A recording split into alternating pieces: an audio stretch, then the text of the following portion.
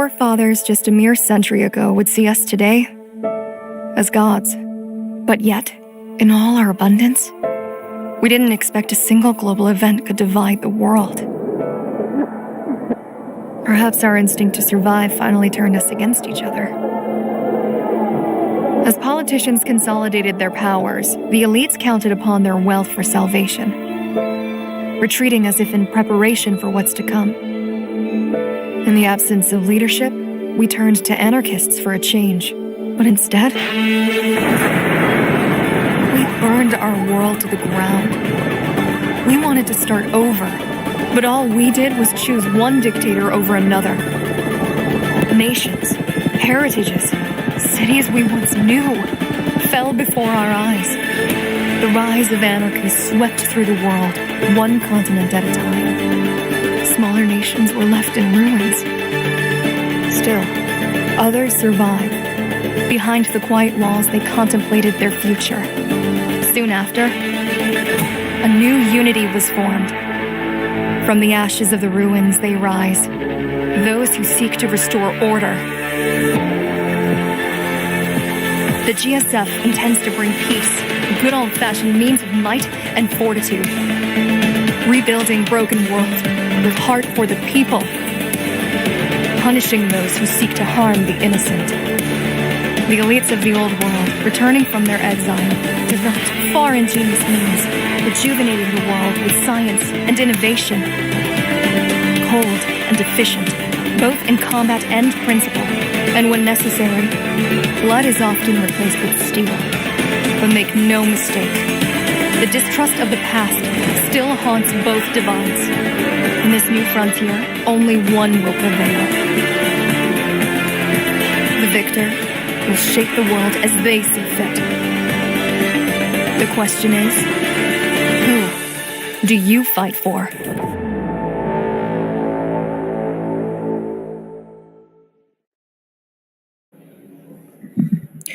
Greetings and welcome, ladies and gentlemen, yet again to day number 2, or should I say the final day for Eximius Seize the Frontline event we have right here for Spring Rumble of Season 2. My name is Flavor, together with my good buddy right here, Leonard Lee, aka YOLO Lee. It's going to be joining together and doing some commentaries on today's match. Welcome back, Leonard. How does it feel to actually be back on this day number 2? Well, it's absolutely fantastic, Flavor, because this is Championship Sunday, ladies and gentlemen. So it is going to be everything down the line is going to be ended right here, right now. Of course, not right at this very moment, because we still have the respective other teams to go through here, especially semifinals too. Here, the grand finals, of course, is going to be left for last, and that's going to be a best of 5. But we're going to be going straight through semifinals too first. So while I explain this, let's quickly bring up the brackets to check things out on what's going to be our itinerary here for today. Head to head with each other. So of course, Semifinal 2, Flavor, please walk with us with what we have seen so far.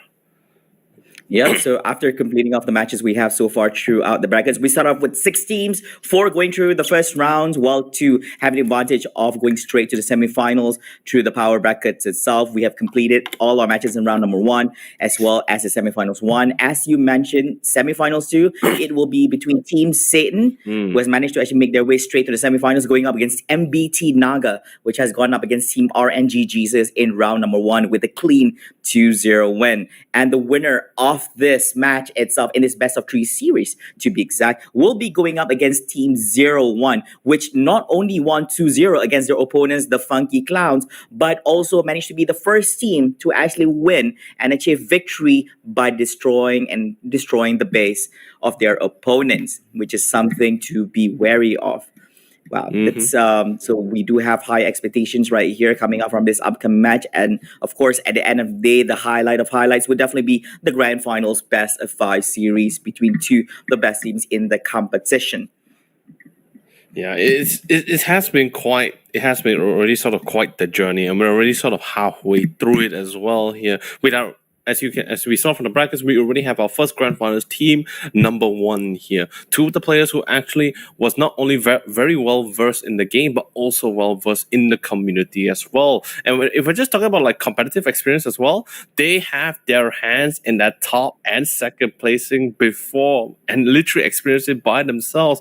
So it is going to be such a great feeling for them to once again get to that top spot all the way to the grand finals. But let's quickly get and check out the map veto to see what is that final decision here coming between both teams here to see what is going to be that first map. And my God, it is going to be Central as well here. And of course, MBT Naga is going to be shooting on the side for GSF alongside with Team Satan on Axeron. Now, Flavor, I'm just going to say it first. Like, I'm not going to fully explain it. I'm going to explain it later, but I'm just going to say it first. I already sort of expected on the hands where Central will be one of the maps that's going to be played today here. And it's sort of going to be, in the favor here for Team Satan. Yeah, and I think it's a good opening map, I would say, for day number 2 and for the final day itself. It's a very well balanced map, and I feel that this is a map where everybody is more or less very familiar with. And in terms of placements of capture point, it is very, very fair. I think for both sides of the team, I'm look forward to see how both teams will actually pick at this one. I am curious to see the kind of divisions that both teams will pick. I kind of forgot, like, what did MT Naga actually played out yesterday? I believe that they played well on the Exron side, but this time about playing GSF. This time about yeah. So I guess we have chosen our division right here. I think I missed out on what GSF won. I think Exron was robotics and GSF and infantry. Infantry. All right. Wow. Okay.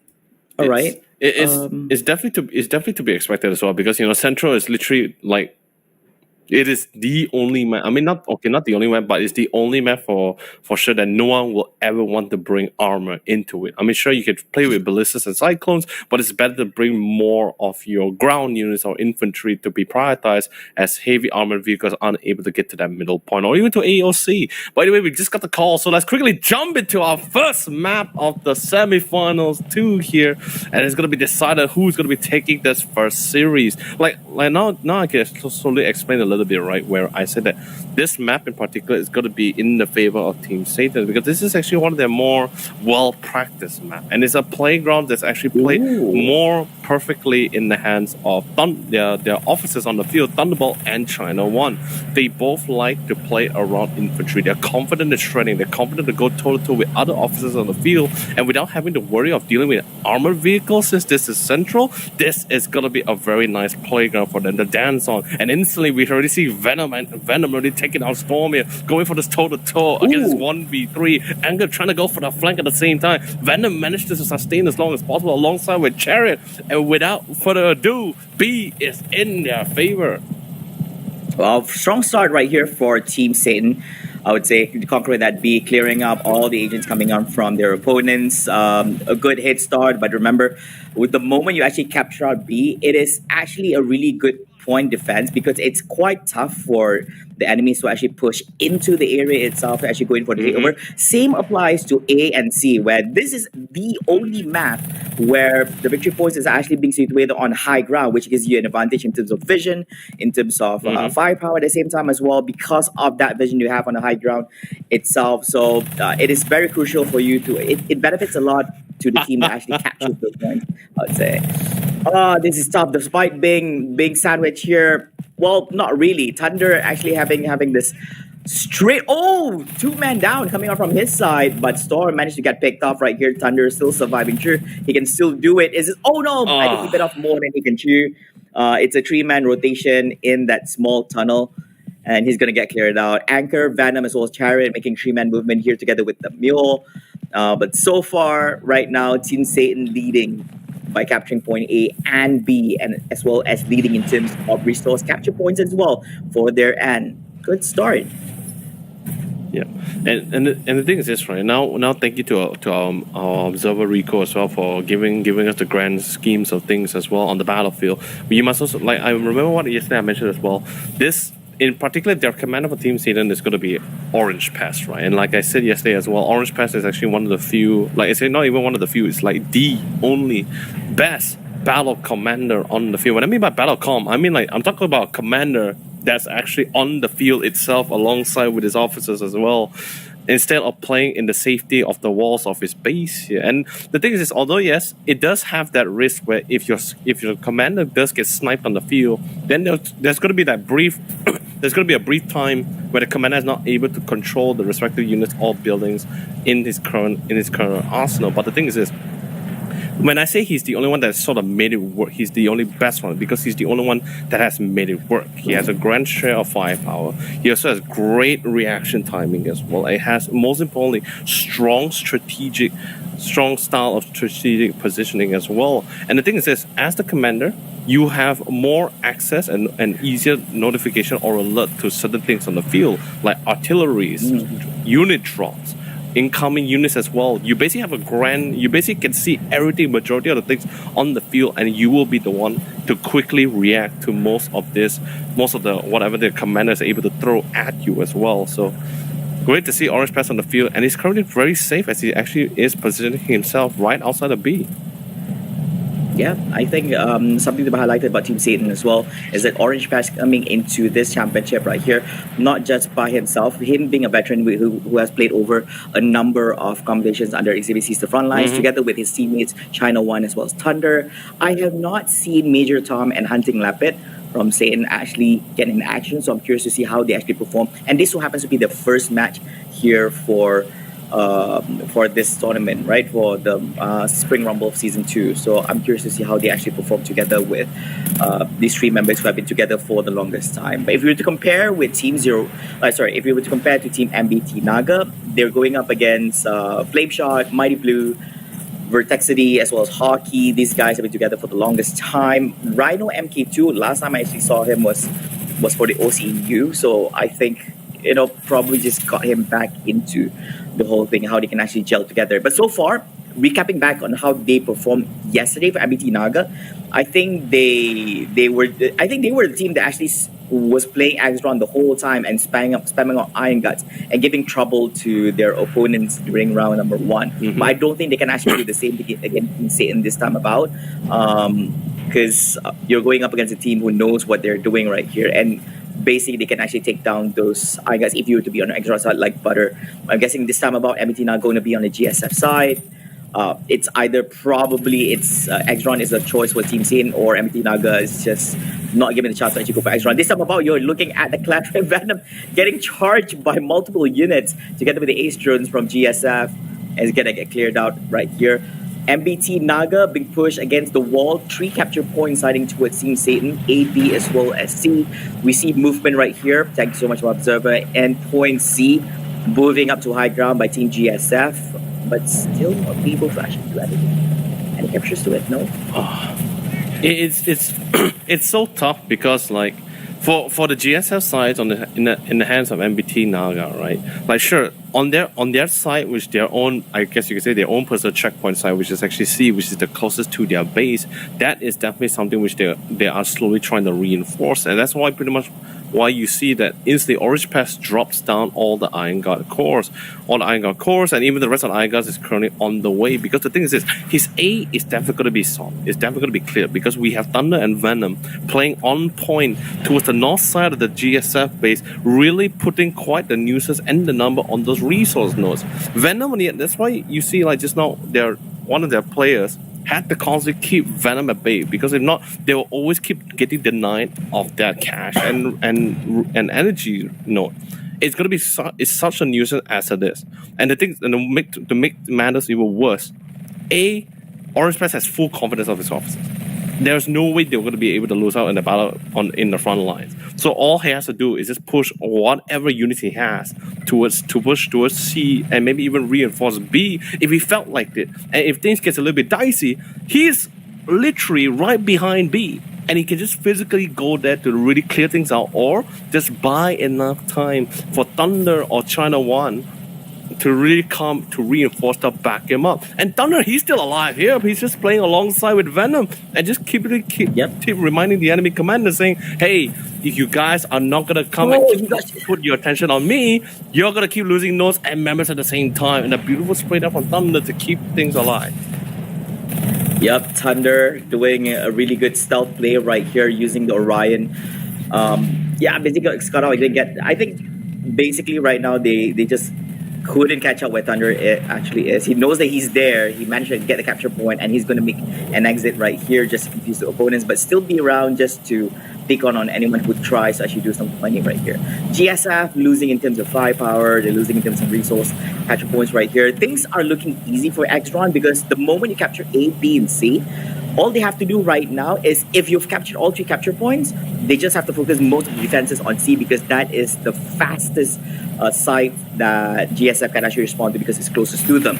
And it's a bit tough for GSF to capture B and C this time because they're required to go up straight north and then turn out to the east in order to go for B and go even further north to capture more resource points as well as going up for A. Yeah, so C is actually the best option right here. So they managed to neutralize it, but did not manage to flip it to their end. And Castle not having it good right here. Thunder once again picking on all the officers coming on from MBT Naga bit by bit, still holding on to the battle slip Orion before his end. Abi being dropped up, but he's going to get cleared real quick right here. All this amount of firepower together with Thunder, mowing it down really quick. And of course, with support coming from Igat from side as well. Not looking good for MBT Naga at this point of time, Leonard. What do you think can MBT Naga do to actually make this a turnaround? Looking by the score themselves, they're quite behind in terms of a lot of things. It's so hard, Flavor, because of the fact that it's not like although yes, for some people they will say like, hey, since so many players of the external side is actually on our side, why don't we just go for the checkpoint? All the Iron Guards are here, all the Iron Guards have sort of revealed themselves. Let's try to go for the checkpoint. You can't do that because MBT Naga is being deprived of so much resources. If it's on any other map, then it's going to be a totally different story. It's because most of those resources, you at least have 1 or 2 relatively nearby to your base to go for the reinforcement. But it's different for Central. There's so much building, there's so much roadways and alleyways that the resources are sort of hidden, which literally, I guess you could say, it is elevating Thunders and Venom and members of Team Satan's officers. They literally play on cover and shred all these reinforcements. MBT Naga, that's why MBT Naga Commander is throwing everything, players, units, because they are being deprived of so much resources here. And if you just compare all the stats currently, right, the amount of cash, sure, there is energy coming in, but that's energy from his own power reactors here. Cash wise, he's barely trying to make things goes by. Whatever units he has currently, it's not the units that he sort of made for himself. Those are from the reinforcement units here. MBT Naga is literally left high and dry, Flavor. And Team Satan, this is what you call comfort game. Not this time. Not this time. I guess they have their backs behind the wall right now, and they have all the supporting tier 3 support units for their end, but they still need to stop the victory points from decreasing more and more. They're down 30 right now against 482. It looks like there's no way you can actually come back from this unless you do something about it. And playing this defensive game, nothing's going to change. I think this is GG.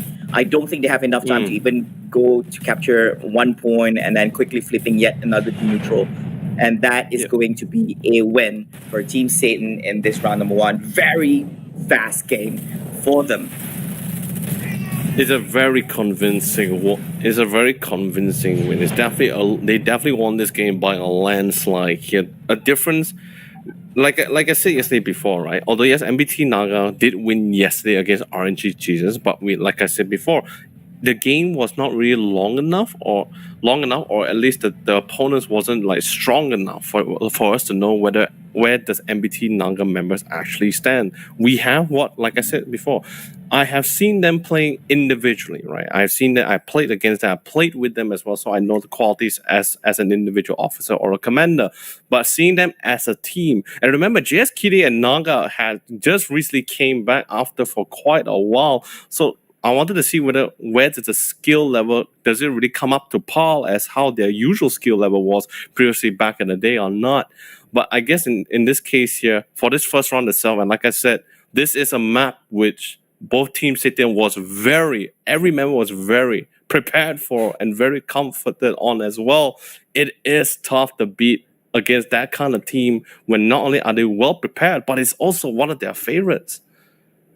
Yeah, and I think this is going to be a hard blow on them, and they better buckle up because game number two is going to be coming up next, and that is going to be their final lifeline, knowing this is going to be a best of three series. And just a general reminder to everyone, so basically knowing this is a best of three series, if Team MBT Naga does not manage to actually win the next match itself, basically Team Satan will be moving forward to the grand finals, but it's not over for them yet. They will still be required to actually play a third and fourth placing match immediately after the semifinals too, and after that is done, we'll be going to the grand finals, which is going to be yet another series, but this time about it's not going to be a best of three, it's going to be a best of five. And talking about these two teams itself, I just want to highlight that Satan, man, I still remember how well they actually played in the previous Rag Nation, which was, I believe that Rag Nation was actually the latest Eximius tournament that we actually have, official tournament under the game devs.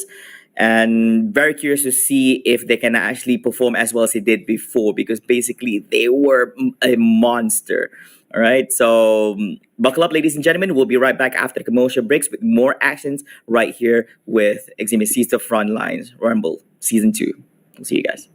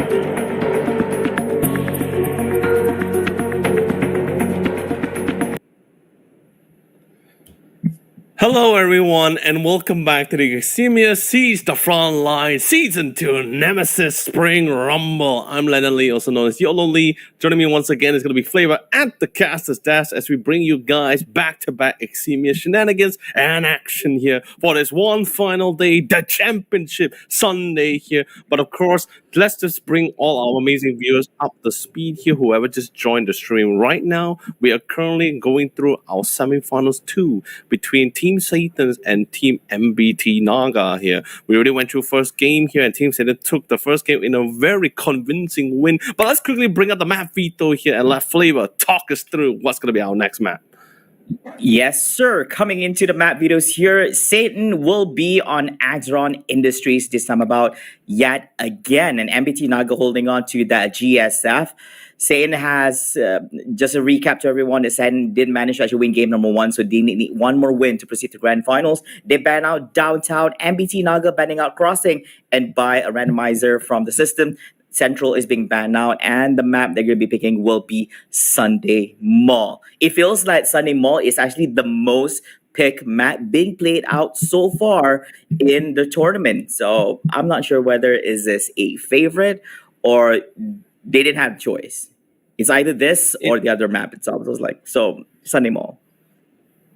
Well, honestly, it could be either way, whether they like it or they don't like it, or maybe coincidentally it end up being Sunday Mall here.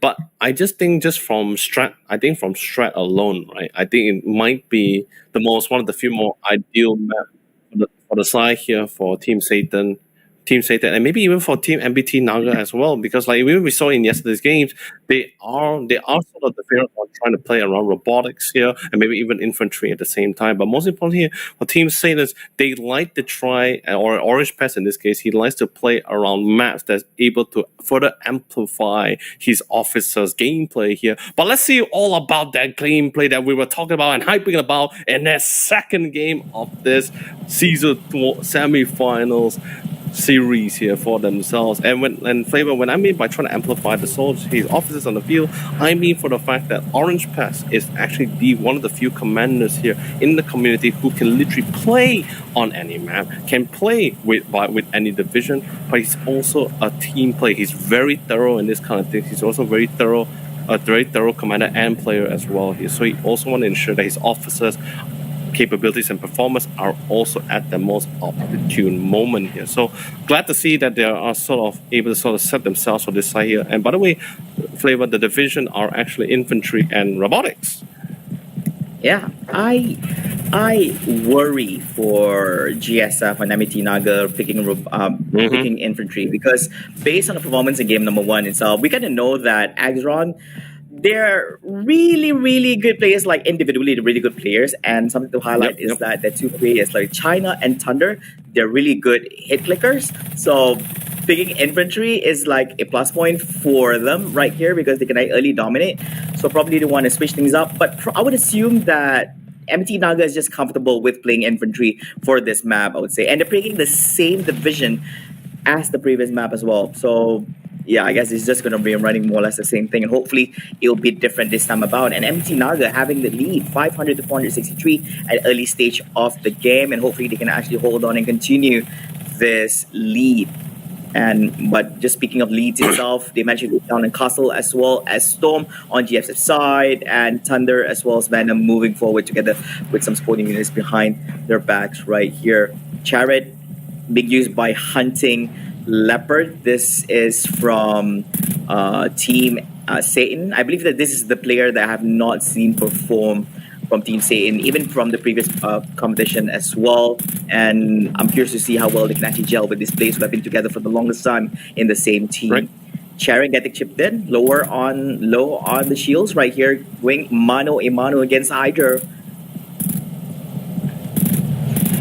Yeah, just a couple of pot shots. Steam even being popped out as well here. I love that he actually tried to pop it because he wants to get that bonus health regen as well. Chariot still duking out between Hydra and both themselves. Chariot, on the other hand, doesn't really have any health regen, so he only has to play around with whatever shield generation he can actually try to get it for himself. Hydra, on the other hand, slowly but surely with chip damage, he will eventually try to win out against Chariot, but he is sort of reinforced by the rest of the other officers. But now, but just looking at the minimap around, we can already sort of see like Thunder, the rest on the left side here, trying to occupy and dominate that A by itself, especially alongside with Chariot, who knows for the fact that there is actually nowhere to reinforce, and there's only Storm from the GSF side to actually try to handle. And seeing there's more than 2 officers, he decides to back out and play a little bit more safer. Towards the B and C side, there's a little bit of a standstill. But look at this pre-setup with the field support Phalanx crew on the sidelines here. I believe, yes. Is it the Phalanx crew? Yes, it is the Phalanx crew here. Although, unfortunately, the Phalanx crew can't, like... Sadly, Flavor, they can't aim too low. There's like this form of restriction. So, but at least they are placed quite a distance. At least it will be able to pick up any units or scouts that's currently underway. Yeah, and I do love that. Hopefully, they'll be playing around the support crew units because it would benefit them, especially when they're picking infantry for this side as well. You have a researchable tag called expanded crew equipment. So basically, you can unlock the grenade launcher for the crew, but this is only for the phalanx itself, and unlocks the echelon cruise cluster motor that you can actually use for this one. This will be very, very helpful. And remember that you have bigger crew squads as well, so you benefit from this. I don't think they actually played this out and utilized this in the previous matches. So I think they were having too much things on their end. Hopefully they can actually utilize this for this match itself. And yeah, I guess that's clear right there. But so far, GSF side, in terms of in productions, they do have, slightly better, I would say. They're going for the supply center, where you can actually have more upgrades on their hand. They have 1 point defense on their end. I didn't catch where did they actually place the point defense. I think it's holding on to A, I guess. Most likely he actually placed it on the roof since we saw the commander from the MT Naga had been pre-setting the phalanx crews as well, so I wouldn't be too surprised. But on the other hand, we're seeing a little bit more of a slower pace games here. We see from the side here from the commander from the Axel was trying to pre-set up with the respective fabric and the research module, but a quick dive in from our dear Ace Vanguard here, a quick clear as well on top of Chariot and even Anchor. But the timing as well, he was almost to death, but with a nice time with his battlesuit equipment, will sort of reset his HP and he can try to take this fight head on again. Managed to clear a majority of those drones as well. They timed out, and Anchor will still be alive. An unbelievable play, and just in time, the scout reinforcers comes in to reinforce Anchor here. His shield region has finally went to fully maximum here, and he tries to back off. Hydro pops in the bio steam injector here, but that's still not going to be enough. A well play coming in from Anchor to dominate Rhino for sure. Luck is no excuse. That will be the clip. That will be luck is no excuse. Just being there at the right timing and having the battle suit manage to, like as you mentioned, replenish back all his HP as well as armor. So basically, he can actually fight off. And he mentioned turn the tables back on GSF side. So yeah, that was a good play. That was a good play. Was clutch, man. Yeah, yeah. Some call it luck, some call it skills. Ooh, yeah. I mean, whatever floats the boat, right? This seems familiar, wasn't this? Okay, we had some really cool moments here because I still remember the flank from the Iron guy going. I remember that.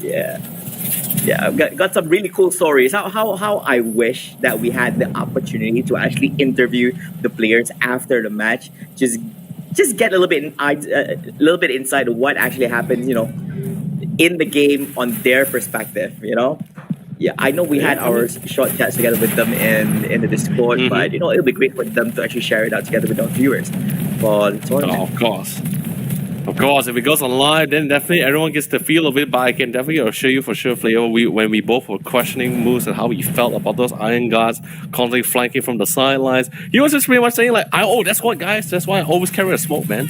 There's just so many people coming in, everyone's like screaming saying, Iron Guards incoming! Just really chilling on top of that rooftop, and of course, reminding people how strong the super frag package really is for the grenade launcher. But anyway, Thunder once again straight in the front of the head of the front lines and really sieging the enemy units as well. Gonna be down low, but when it comes down to a 1v1 duel, you better bring a bigger gun, cause this man, when you hear the thunder, you know he's there for sure. But then again, reinforcement finally comes in to finish and clean things up. That's gonna be the end of Thunder's streak towards literally on the top of the north side of the GSL base, but the damage has been done. The resource node has been obtained, and currently almost 3/4 of the map is in the hands of Team Satan at the moment. Yep, you're absolutely right. They GSF losing their A, managed to capture B for their N. But man, pushing out to C is a little bit tough, I would say. So I think GSF might consider trying to recapture back the A point to sight on their N right here. The M33, is that the M33? Is it? Oh no, that's an IFV. It's just an IV. So yeah, because IV is like M33 is like bigger. So I guess still early, I would say. They're gonna be playing a standard M33 as opposed by playing infantry. You're still not benefiting from using the support crews right now. They don't have much from their end. Same goes to Team Satan right here. It looks like a quite close match in between both sides. I suppose this is a map that actually benefits both sides for Sunday Mall. Right. Oh, the Iron God's pushing in. Moving forward, Storm is in a pinch right now. He needs to replenish his shields. Eagle providing a little bit of cover. Do they have the weaponry to take out the Iron Gods? Yup, they do. They can actually do this, but the Iron God coming up from the side and flanking both of them. And both of them get taken down. IVF providing a little bit of cover. They did manage to actually clear out on basically Orange Page needed to clear out on flame shots right here. The timing wasn't in the favor as well. Storm already saw and heard the audio cues that the Iron Guns was coming in. He called the battlefield, and he hoped the battlefield actually landed in time. But Orange Pass really wanted to seal the deal there.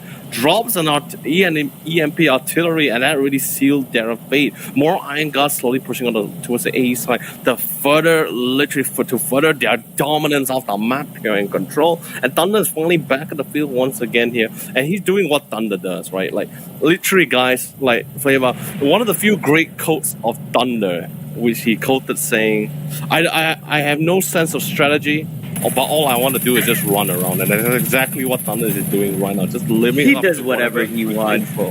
Exactly. But whatever he wants, it's so painful. Yep. Yeah, I do realize Thunder, the thing about him is that he usually moves alone. He wanders around the map doing his own thing, while his teammates would actually have a 2-man movement or a 3-man movement at the early stage of the game. But Thunder, no. For him, he does whatever he wants. And he plays out well as well. I think he performed well in the previous match at the same time as well. And here we go, Thunder. Going stealth mode. Oh, that's the Orion battlesuit as well. I think he played out the Orion battlesuit in the previous match as well. I believe that this is actually one of his favorite battlesuits for him, especially when you're playing alone and when you're solo player. I think the Orion really helps.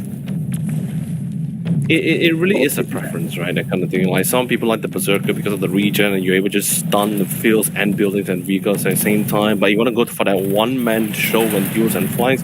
Orion is definitely sort of the call. The support crawler finally comes in really nice timing as well to allow the team to further push forward here. A lot of reinforcement, a lot of weaponry to add on top of it as well. And the best part about it, Orange Patch is so confident for the fact that there will not be any armored vehicles since infantry was the choice here. So he knows for sure that there was that one lone IFV but that was long destroyed, by the way. They can just literally have full confidence to slowly push this support crawler forward. However, nice reassisted coming in from Hydra with the damage with the ATRs and the grenade launchers as well to try to whittle down the shield. Eventually that support crawler has to disembark and hold back a little bit as well here once it gets a little bit down low, but there is the repair drone here. There's not enough firepower to really snipe that repair drone either way as well. But just in case, Orange Pad does pull the support crawler back to get back some of that shields here, but now the reinforcement of units is slowly flowing in. A side has already been retaken back by MBT Naga, but look at the stream of scouts coming in on the minimap as well. It's going to be easily taken back very soon. Oh yeah. So Axeron rotating towards side A, whereas you see GSF providing a little bit more cover on side B to ensure that it doesn't get taken out by the Axeron side. So as you mentioned, this is going to be an easy takedown on A. I have no clue what kind of defenses that they have on their end to ensure that it does not get flipped over to Team Satan. So they got to be careful right here. And something to highlight is that I think this is the first time we actually saw support crawlers being played out on Axeron side. Most of the time, they just go with the crawler. We did not see any support crawlers, right? Big news. No, we like have the dome seen show was support not crawlers. Who was actually using support crawlers previously? Team 01, Zero One. Oh yeah, T01. Yeah, T01 actually used it. Yeah, but it's not something. It's not like the usual kind of place because people. It's either you go for the crawler, where you still have the ability to actually do combat with it, or you go with the support crawler, where you cannot do any form of combat, but you just go in for defensive measures, and you can. It's somehow like an offense defense kind of thing, where you have a big shield, Right. which reminds me of Star Wars. Yeah. Hey, Star I Wars. forgot the name of that thing. Yeah, I legit. The support crawler reminds me of that Star Wars unit. Yeah, that thingamajig that actually rolls up the ball. ATTs. Oh, nice placement with the finalist crew. Definitely going to try to keep him in track here. But then again, that finalist crew suffered heavily. Now from the previous 5 additional support units, is all entirely gone. Chariot gets gunned down, but he's going to be able to get back to a safe distance to go for the revive. Sending in the Rook to actually tank the majority amount of damage as well, because he just wants to ensure that the revive comes in. Revive is successful. Now the Rook Iron God is slowly being fall back here, but the ATRs is pulling in. The support crawler is so deep into enemy lines, but this is the whole point, because you just want to give Chariot and Venom the support and literally cover that they really need. A nice coming artillery drops on top of the support crawler. That's gonna be the cue, the sound cue for both Venom and Chariot to fall back. It's literally the shrapnel upgrade as well. They can't stay there for too long, and the Rook Iron God still barely standing though, with only a slimmer of 200 HP. Am I saying that wrong? Am I saying that right? It's solo. I thought that Rook Iron God was gone. I thought it was gone. Hydro doing some stunts, going up against Thunder. Thunder CPC. making an escape real quick, running away with his Orion battle suit, and will be coming back another day.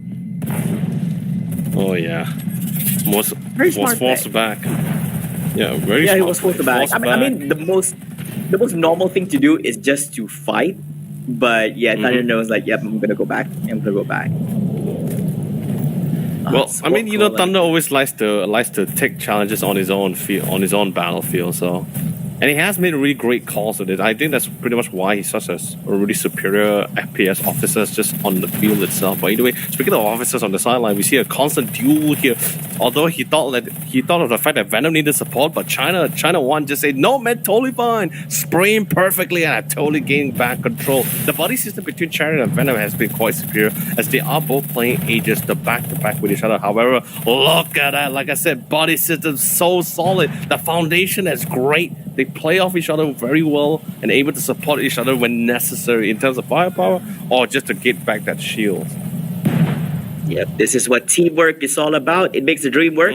And if you were to look at the points right now, MBT Naga earlier on having a huge lead, but right now because Satan has captured all 3 captured points, meaning that the victory points from MBT Naga is going to get drained really, really quick. So what is the plan here right now? GSF can't force their way because Exron is actually pushing up on the east side, down lower and lower. They're not going for the resource points. They're going straight to ensure that GSF members can't go push forward and capture another point, putting him in a choking position. And you can clearly see that now they're trying their best to actually go to its A. Not an option, probably B, but B, they have some defenses from Exron's side. This is going to be tough. They're down to 64 points now. And it is looking grim. It is looking grim from Team MBT Naga. No, yeah, it's crazy, right? Because the thing is just I get it, right? The officers is crazy. There's really not much option. And Venom, oh my god, China One is just so bravely just tanking the turret, the base defense turret here. But yes, coming back to what I was saying, right?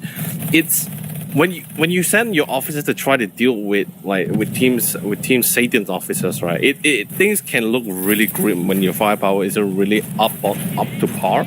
But if you're sending just lone engineers just to go up against any of these boys on the field, that's just suicide. It's just plain suicide. There's so much more control. MBT Naga was hoping to play off the fact that maybe he could just divert attention on the other side and send a mass engineers to try to take the other point. It just doesn't work that way. Not with the weaponry of choice coming in from some of the players. Like Thunderbolt always likes to bring that LMG, and that's like an infantry shredder either way. But speaking of which, Flavor, that's gonna be aimed for game number 2 here. So that means Team Satan takes this series 2-0 here and will be our second grand finalist.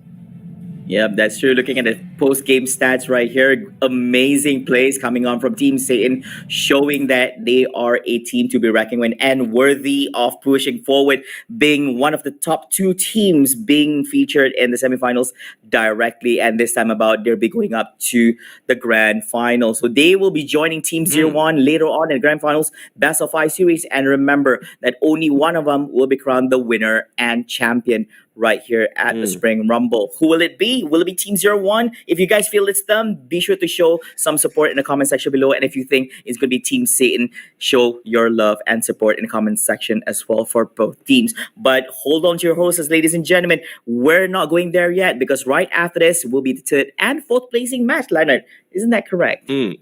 Yeah, that you are definitely right for sure, and that matchup is gonna be is gonna be literally between MBT Naga versus Funky Clown later on to decide who's gonna be our third and fourth place. But ladies and gentlemen, we're gonna be finding out what's gonna be the result of that game right after this quick short break. So don't go away.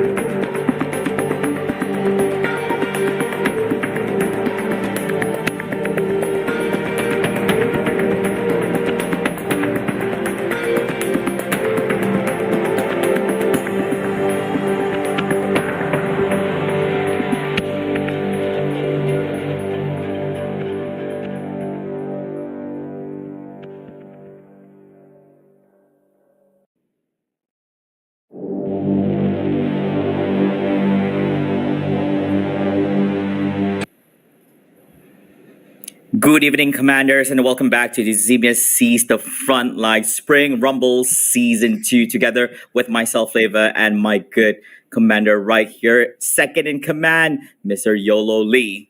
Sir, are you ready for the third and fourth placing match, which is about to transpire in a few short moments? Damn straight, Commander. Can't wait to get back onto the field of battle here to see blood and sweat happening all across the field. Always love the good smell of gunfire and I guess you could say black sulfur in the morning here, or in the evening for our side. But Yeah. still, Flavor, we had our first series of this fantastic Championship Sunday or Championship Sunday morning for some of our fantastic viewers and players here with a very convincing win of 2-0 being played on the part here of Team Satan, who is finally, as we have decided, our second grand finalist to go toe-to-toe with team number 1. But currently, what is the grand plan? What is on our schedule here currently, Flavor? Yep, coming up next, ladies and gentlemen, will be the third and fourth placing match, and following up right after the best of 3 series will be the highlight of highlights, which is going to be the grand finals best of 5 series, and only one will be crowned the winner and champion. So let's have a look at the map, Veto, shall we, for the third and fourth placing map between these two amazing teams. It is going to be MBT Naga, which has not had much rest on their end after losing out 0-2 against their opponents previously against Team Satan in the semifinals too. And straight up, they're getting themselves into a match against Funky Clowns, who have lost their match against their opponents Team 0-1 in semifinals 1 yesterday itself. MBT Nagas banning out Times Square, Funky Clowns banning out Express, and so happens that Sunny Mall is randomly being banned, and the map of choice for this match number 1 will be the Academy. Yeah, this is actually going to be really fun. I feel this is going to be a really fun map, right? Because we're going to be this Academy is really the kind of map where you have that nice mix of flavors between armored vehicles and infantry combination as well. There's also a nice, I guess you could say, a nice playing field at the sidelines here for our officers to have their personal duels of fate here, whether it's going to be on the A or C or maybe in the central part of B here. Since now they already added more walls here, so not many of the armored vehicles able to get that lines of sight into the site itself. But of course, artilleries and from the GSF side, like the ballistas and cyclone, still can make a lot of good work. Seriously, that one patch that was actually made in one of the few patches before this tournament on the cyclone really was a really well timing as well. If not, we're gonna be having this cyclone where it just constantly shred players. Like we just like in the very first missile barrage, and that's like it was insanely powerful. It was insanely crazy as well. But can't wait to see what's going to be a combination here. And is there any specific division you're going to be expecting in this map in particular? I think that we've seen enough robotics and infantry happening. I think infantry is still. Flavor's like done. Like done. I don't see technologies anymore. I mean, yeah, exactly. And I do enjoy a really good fortification match. It's not like I really don't favor infantry and robotics just because it looks fairly simple when you play around with just infantry units, and also robotics you're going to be playing around with more or less infantry units for the Axeron side itself. Stealth, okay, energy and fortification will be like a dream, right? That will be a dream right here to be played out. You could also play stealth as well for the map. You can go flexible on this map on an academy. I would say it depends on your own preferences. I'm curious to see how is that. Oh yes, Leonard. It's fortification energy. It's fortification. I feel so painful when I hear energy and fortification. You must understand this, right? Like there are, although yes, it's not. I wouldn't say it's like a massive counterpart in certain divisions here. It's not like like those your casual mobiles where there's a counter for this unit, there's a counter for this agent. It's like no, there's not really like not many of it as well. but there are some division where it sort of work best against a certain one, especially for the GSF side. Energy against fortification in particular, there is some form of counterplay, especially when it comes to the laser strike. Because when there's a lot of action and a lot of things happening on the screens on across the entire map, right? Sometimes it can be quite difficult to keep track of things as the commander will be sort of hyper focused. And at that time, whoever's playing energy on the external side is able to fully utilize that moment to punish those phalanx crew that's being set up with those laser strikes. Yeah. But either way, we'll just see how attentive our commanders are on this field as our first game of our second series of this championship Sunday now begins with a heated battle and of course massive control towards the B and most likely even C. Yeah, I think it's the usual that's gonna happen right here. Both teams would definitely want to contest B. That'll be the first thing. Probably minor, if not any kind of contest happening in A or C. But C being closest right here, it's fairly fair for both sides, I would say. So in the meantime, while capturing all this, Axron managed to obtain B and C, and I believe that A is going to their side as well. Oh, okay. We've received information that apparently Funky Clown only has 4 players. So which one is the bot? Because usually if one player is not available, they'll be replaced with a bot, right? Right. Well, not sure which call sign is the bot, but the 4 players that's actually playing in Funky Clown right now is Babyman, Moose, Empty Souls, and Robo Tree here. Unfortunately, Zachris is not going to be present in this battlefield itself. All right. I do wonder if it's possible to just assign the bot to play commander, you know? So no, that's not something you want to have. No. That'd be interesting. If the bot was a much better commander than whatever commander you have on your end, yeah, that would be a great option. And put him on brutal. Okay, I'm gonna say first flavor, and of course I'm gonna say sorry in advance to Jeremy. All right, you guys, you and your engineers did a fantastic job with the game, but the sadly flavor, the AI is not sophisticated enough to go against veteran commanders. I really think they don't. I really don't think that understood. You know, unless on the contrary, if their officers, the AI officers, are succeeding significantly as well, then maybe yes, the AI would prep them with enough units and enough infantry to really wreck the game. I've seen it before firsthand for sure, but it's going to be an unlikely situation, especially when you have players like Moose and Empty Souls in the game. It can be quite difficult. Yeah, I agree. I guess you're lacking all those kind of communications and everything like that. Now, we're seeing this engagement right here at side B. I guess Hydro Castle was Eagle pushing forward. Eagle has the defense side here, providing a little bit cover for his teammates to actually charge forward. They have the Iron Nuts by the sides as well. So I don't think that Patriot as well Serpent has enough things on their end to actually stop this push. So I guess they could be having this energy capture point to themselves, and Castle's going to be capturing this one as well. They're a little bit low in health. Probably they're going to be recharging back a little bit in a bit. Hydro still pushing forward and continuing back. MBT Naga having a strong lead right now, have not dropped a single victory point. 500, 335. Funky Clowns, they have the hole on C, but I believe that Axron units are there already and ready to take on over, I guess. In terms of positioning, GSF is having the high ground, providing a little bit of cover. Storm doesn't know this. Does he know that's there? Yep, he knows it. There is a battle suit ready, and Patriot gets gunned down. How? Oh my goodness, such a waste.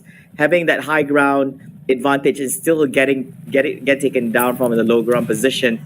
It's okay. And Serpent, I highly doubt that him together with his opponent units will be able to actually get in position enough in time to protect the C side. Yeah, it's going to get flipped. And in the meantime, GSF flips A instead. If they manage to actually do that a little bit faster, they would have taken and chipped in a little bit more victory points from MBT Naga. And this is the barracks right above the bridge. Oh my goodness, into the position. So I'm guessing that this is where GSF is going to be holding a line, providing support to ensure that barracks doesn't get taken out. But of course, Castle, Eagle, as well as Hydro is going to be chipping down on this barracks. But does not know that there's a little bit of field support position on the sides to ensure that these guys don't manage to push any more forward. Oh, I think anchor as well. it does Patriot take from some down time. the flank. Yeah. Yeah, this is going to be a flank from the sides, and I think they know it, and they are going to disengage and turn around for the Exron side, or maybe not. I think you're still persistent in trying to engage right here. Yeah. No, the thing is this, because Castle and Eagle just totally understand the threat of having a really forward Brax, right? Like that's one of the few beauties of the GSF buildings is the fact that as long as the engineers is in place, you have that global presence to actually sort of able to build anywhere across the map as long as the space sort of dictates and allows it. And what's even better is the fact that you're able to quickly reinforce your troops in the front line here. So that's why Hydro and everyone is so keen on really getting rid of this barracks as quick as possible, and they are very confident for sure. If they shut down this racks, it's the only racks that's on the side here for Funky Clown, so they cannot afford to keep it operational. And like, that's exactly what I was talking about, the laser strike, right?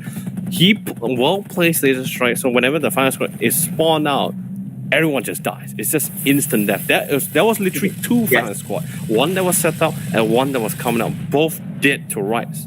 Literally, so much economy gone. Remember, Flavor, Francis crews are over almost 2,000 plus worth of credit. And don't forget about energy and 500 or 200 energy as well. It's a very costly unit to lose here. And it looks like even the officers is not able to hold their ground for too long. But let's see how Patriot does it as well. Yeah, Patriot going up Mano against duo here, Castle together with Eagle. He still has the advantage in terms of number of he's easily great. He's doing it. Castle's gone. Eagle couldn't back up, and he's down in terms of shields. He doesn't have much HP to himself as well. And the is gutting him down. He's gonna do it. Oh, Eagle. No.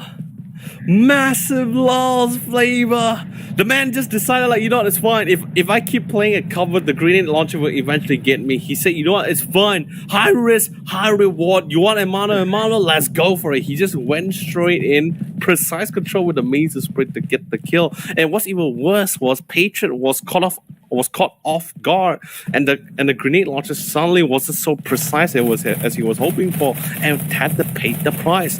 But most importantly, the damage was so significant for the side of Funky Clowns right now, Flavor. They lost their racks. It was expensive. It was literally the only racks that they have. Now they have to rebuild the racks once again, and more Iron Guards reinforcement coming in, of course, courtesy of the commander of MBT Naga, to ensure that at least this platform alone, there will not be any more forward racks, as they are going to be keeping them in check. Yep, and while those three officers are being occupied trying to take down that barracks, in the meantime, Funky Clouds managed to get capture point C as well as A, and you can see the victory points for Anthony Nagas actually running right now a little bit. They managed to flip it back to their end for point C, so they have 2 capture points right now on their end, and slowly draining Funky Clouds victory points instead.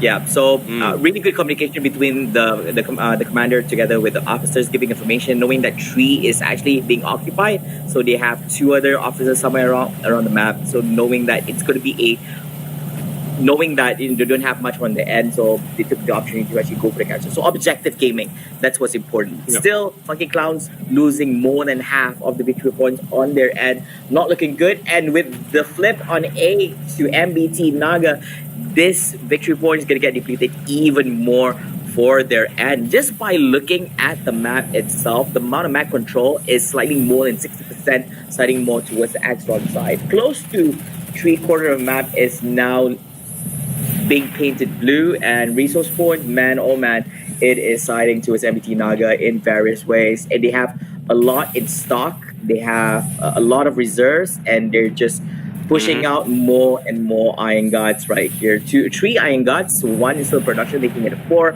They're going to be having a few more in a bit. Not looking good for Funky Clowns. Oh, Major Tom is currently, who's also using the call sign anchor, was able to take back C, gets into the battle suit here, but then he has to be really quick about it as well. Eagle is currently literally overheading the situation here, hasn't really spotted the battle suit just yet because they are on a different angle. Anchor finally gets out in time here. He's getting ready to reinforce and go for the quick fly from the back around as well. Nice timing, quick sprays, a quick reinforcement, and the Ace drones is sort of trying to push them back. There is some form of success, but not really dead at the moment. Mules are here, but they have the weaponry to sort of deal with the mass marine that's currently coming in. More drones, being a nuisance, not dangerous, but quite the nuisance as it is. And now the Marines are slowly rolling in. Great planning, great decision to use the Marines. Instead of going on the overhead bridge, they decide to send them through the underpass way. And a nice flank to the back line. They don't see it coming. They haven't even heard it at all. They spotted out. Eagle finally sees it, was able to react to it as quickly as possible. But the instant swarm was literally surrounding them from all angles. And Eagle and Castle, they have nowhere to go. They got boxed in. They're dead to rights. Well played coming in as Hockey and Verticity will be removed from the play here. But on the other side, damage has been done here, and the IFV is currently on the way. But guess what? The Ocular tank has already been built and is rolling in soon, ladies and gentlemen. Yeah, still having the walls behind their backs right now. Fucking Cloud still needs to make something happen right now, or they're going to be heavily reliant to their third level 3 support coming from their end after losing out slightly above 20 victory points from the end, getting it lower than 100, and then hopefully they'll make a turnaround from this. I think things looks pretty balanced in terms of units coming up from both sides. It depends on how they want to play this out right here. GSF just pumping those Marines for their end, and hopefully to actually make something out of it. You can clearly see that they're having like maxed out cap 20 for here and making more and more. They don't have much support crews. They're pumping out mostly on the Echelon support crews. They have 5 and they have 1 Phalanx crew for their end. This is to counter all this Iron God, I suppose, from Exron's side. Yeah, they just want to try to clear as much as possible. At least the comms here definitely feels a little bit more swell. All these Iron Guards definitely not able to at least dominate, to at least to gain back the control towards the sea side here. So that's gonna be a lot of Iron Guards gonna be befallen here. The sea defense is sort of solid, is still holding, but the matter still remains. The threat is still at large. The fact that MBT Naga is still in a very massive lead, some points here. And finally we see Victor able to get to the site itself. That's a Rook here, and now the Colonel finally realized the fact that okay, there's someone in the side, and with that nice re-assisted coming in from Hydra alongside with the Rook, an easy weak tech of the side is in hand. The Ocular tank is currently being preset to really try to designate its current location to really shred any unfortunate units coming in. Tier 3 reinforcement has finally coming down here. The M33 is at large, but it doesn't really have all the necessary upgrade for it, as all the upgrades has been dedicated towards mortar crews here. Look at that, there's so many of them as well. But I'm just worried flavor at the fact that is it too late though? I feel it's a little bit too late. Coming back from this much of a gap in between with the victory points, it's tough unless Funky Clowns has to play the defense game and not lose out any of the capture points for a long period of time. So they have to play it the long game. I think with the amount of units that they have, they've capped out on the amount of units that they have from their end. Look at this parade of Marines coming in from GSF side. Yep, they're going straight head on into A, and they need to capture it ASAP. Who is actually being stationed up there? They're even putting in their tanks, especially even the point defense. This one is gone at the same time. Yeah, they're doing it. Ooh. Slowly but surely.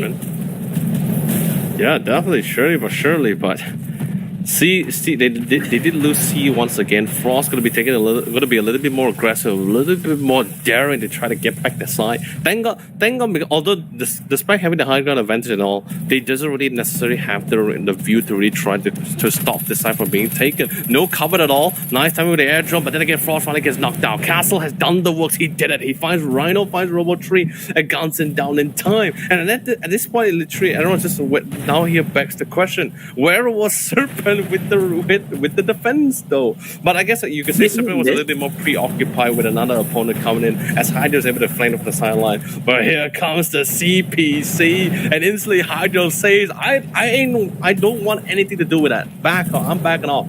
That is a little bit too much for me to deal with. But the Rook Iron God has already been well placed here. Let's see how well it does. It looks like Serpent's going to pay the price for it. Yep, I feel that they can't make it in time. I think that huge, I mean, like having the big loss on the capture point itself, if that was actually a flip to GSF side, there is a glimmer of hope. But then B and C is neutralized by GSF. Can they make it to them? Oh no, they lost out A, but then B goes to GSF. If Axron manages to flip one either between A or C to their N, that's one, and they need to flip one more to their N. Then we have it in C as well. Now, Funky Clown has a responsibility. Basically, they have the pressure of trying to go to A or C. And since they're stationed the most right now closest to C, I don't think A is going to be the option. So B, going for defense, you can't afford to lose on anything right here. Demolishers being on standby, Guardian Trooper, very little support. It's gonna go down. It's gonna go down. Yeah. Nope, it's not gonna be enough. So I guess no point totally in risking up that Demolishers there. Not gonna be enough. Funky Clown, 20 more points. Oh, I don't think it's hard. Like, especially with the priorities coming from MBT Naga, right? They just sort of told them, so, you know, guys, we already got 2 checkpoints. We don't have to be too greedy about it. We just have to hold our ground. Just turtle formation, ladies and gentlemen. Just keep them at bay. But all these grenades and CPC, it's such a nuisance to deal with. They had no choice but to put the shield battery back, the shield pack to try to force him back. And Serpent just saying, no, I want that blood. I want that head here. I couldn't take this point back. There's only 7 points remaining before the end of the game here. Someone needs to take the checkpoint at least, but not enough time. Someone is trying to get it halfway. He needs to get it halfway. Halfway at least. 2 seconds. One. Oh, he got it. He got oh my goodness gracious. With 1 point to spare. 1 point. But the laser knights are in here, and the ocular tank is also scorching and burning the ground. The Marines, they're dancing back and forth, but the MRPGs and it's literally the explosive impact that's happening all across the map here. It's a little bit too much. The reinforcements are gone. Serpent has to push in. He finds Castle, knocks him down to the ground. Eagle is left standing. He's confident. He knows the importance of this as well. He needs to get Eagle. He's so down low. Serpent is still totally fine. He just needs to get the angle. The Astron finally pops, and he honestly goes on the hunt. But the Sigma Ocular is finally here, but it's not for too long. But the repair drone is keeping it alive. Oh, it's a comeback. It's a comeback. They managed to flip all victory points here. A, B, and C. All the capture points are now siding towards GSF, meaning that MBT Naga's victory points is going to be reduced at a much faster rate. The Sigma Ocular looks like it's going to get taken down. They don't have any offense providing support. They don't have any supporting units coming up from behind at the same time as well. So this is a reset for MBT Naga. Are they going to be playing it safe, buildings on their end, and go aggressive while they still have a big lead? They have the resources. We know that Funky Clouds has already used up most of the resources, pumping out units after units after units, just to secure that, just to protect themselves from losing out on this match itself. But Funky Clouds, look at this, Leonard. 1 point. When was the last time you actually saw a match like what are the odds? No, and then final last second, Serpent managed to go in and then say, hey, you know what, I got to do this right now, you know? Oh, but I sadly not for too long. As Castle and the rest of the units has already sort of taken it for C and even B at the same time. He has to stop this now. Patriot and Frost trying to find the castle here before he takes back the point, but it's too late. He managed to get it in time. They were just a second too late, and the second was all they needed to keep the game alive. But then again, the first round goes to MBT Naga as they're taking on a very convincing win. And it was a good play. I did enjoy the part where Serpent dived in and then just, stopped the timer and literally ensuring that they didn't lose out at that point. But then the day is 1 point. It's kind of hard. You have to cover a lot of grounds and capturing tree. Yeah, that was great. I think that was a huge win for GSF side, but then MBT Naga, they can actually do wonders with it, especially when you have a map where A, B, and C is actually positioned quite far apart from each other. So you have A on one end, and then you have B and C on one end. Exron forces, they can just focus on there, and it's kind of tough in that position. Like, you can't afford to actually lose out any of the captured points. You can't lose out if you lose out B, and then they can slowly push it up because it's so nearby to each other. But then if you pay too much attention to C right there, you might lose out on your A, and then can slowly push towards B because that's the closest to the Axron side. So yeah, still good game. It did get a little bit more tight towards the end. But I'm just gonna say it first. I'm really have to say this first. If not, a lot of people would not recognize or respect the fact that player Moose played out of his mind. Like, it's unbelievable. Baby Man and Robotry at the same time. But if we're talking about, what I mean by he should be given the title of really literally the true patriot here. Because this guy was literally looking for fights. Him and Baby Man just was like, kill everything. Like, everything. Like, not a single scout or iron guard or player should be left standing. Like, it doesn't matter. Like, to them, it's like, at this point, it doesn't matter if they have to, like, run between rains of bullets or not, Flavor. They just have to do it. They just have to tank the damage just to get those kills, because in their mind, it's like, if I can shut down somebody, it should help my team in some way, right? It should at least alleviate the burden, right? Yep, that is true. I guess it's not so easy to actually do so. You really need to have good communications and a good understanding of what's going on in the map for you to actually do so. Like, there must be a good reason on why you're doing this kind of things. That sacrifice could actually benefit your teammates, and not many are willing to actually do those kind of sacrifice. Which you start when you start to doubt, you start to question, why should I actually do this? But in a battlefield, like, that split-second decision could actually do wonders for your team, and could also potentially at the same time destroy whatever plans that your opponents have on you during that period of time. So yeah, that's great and interesting.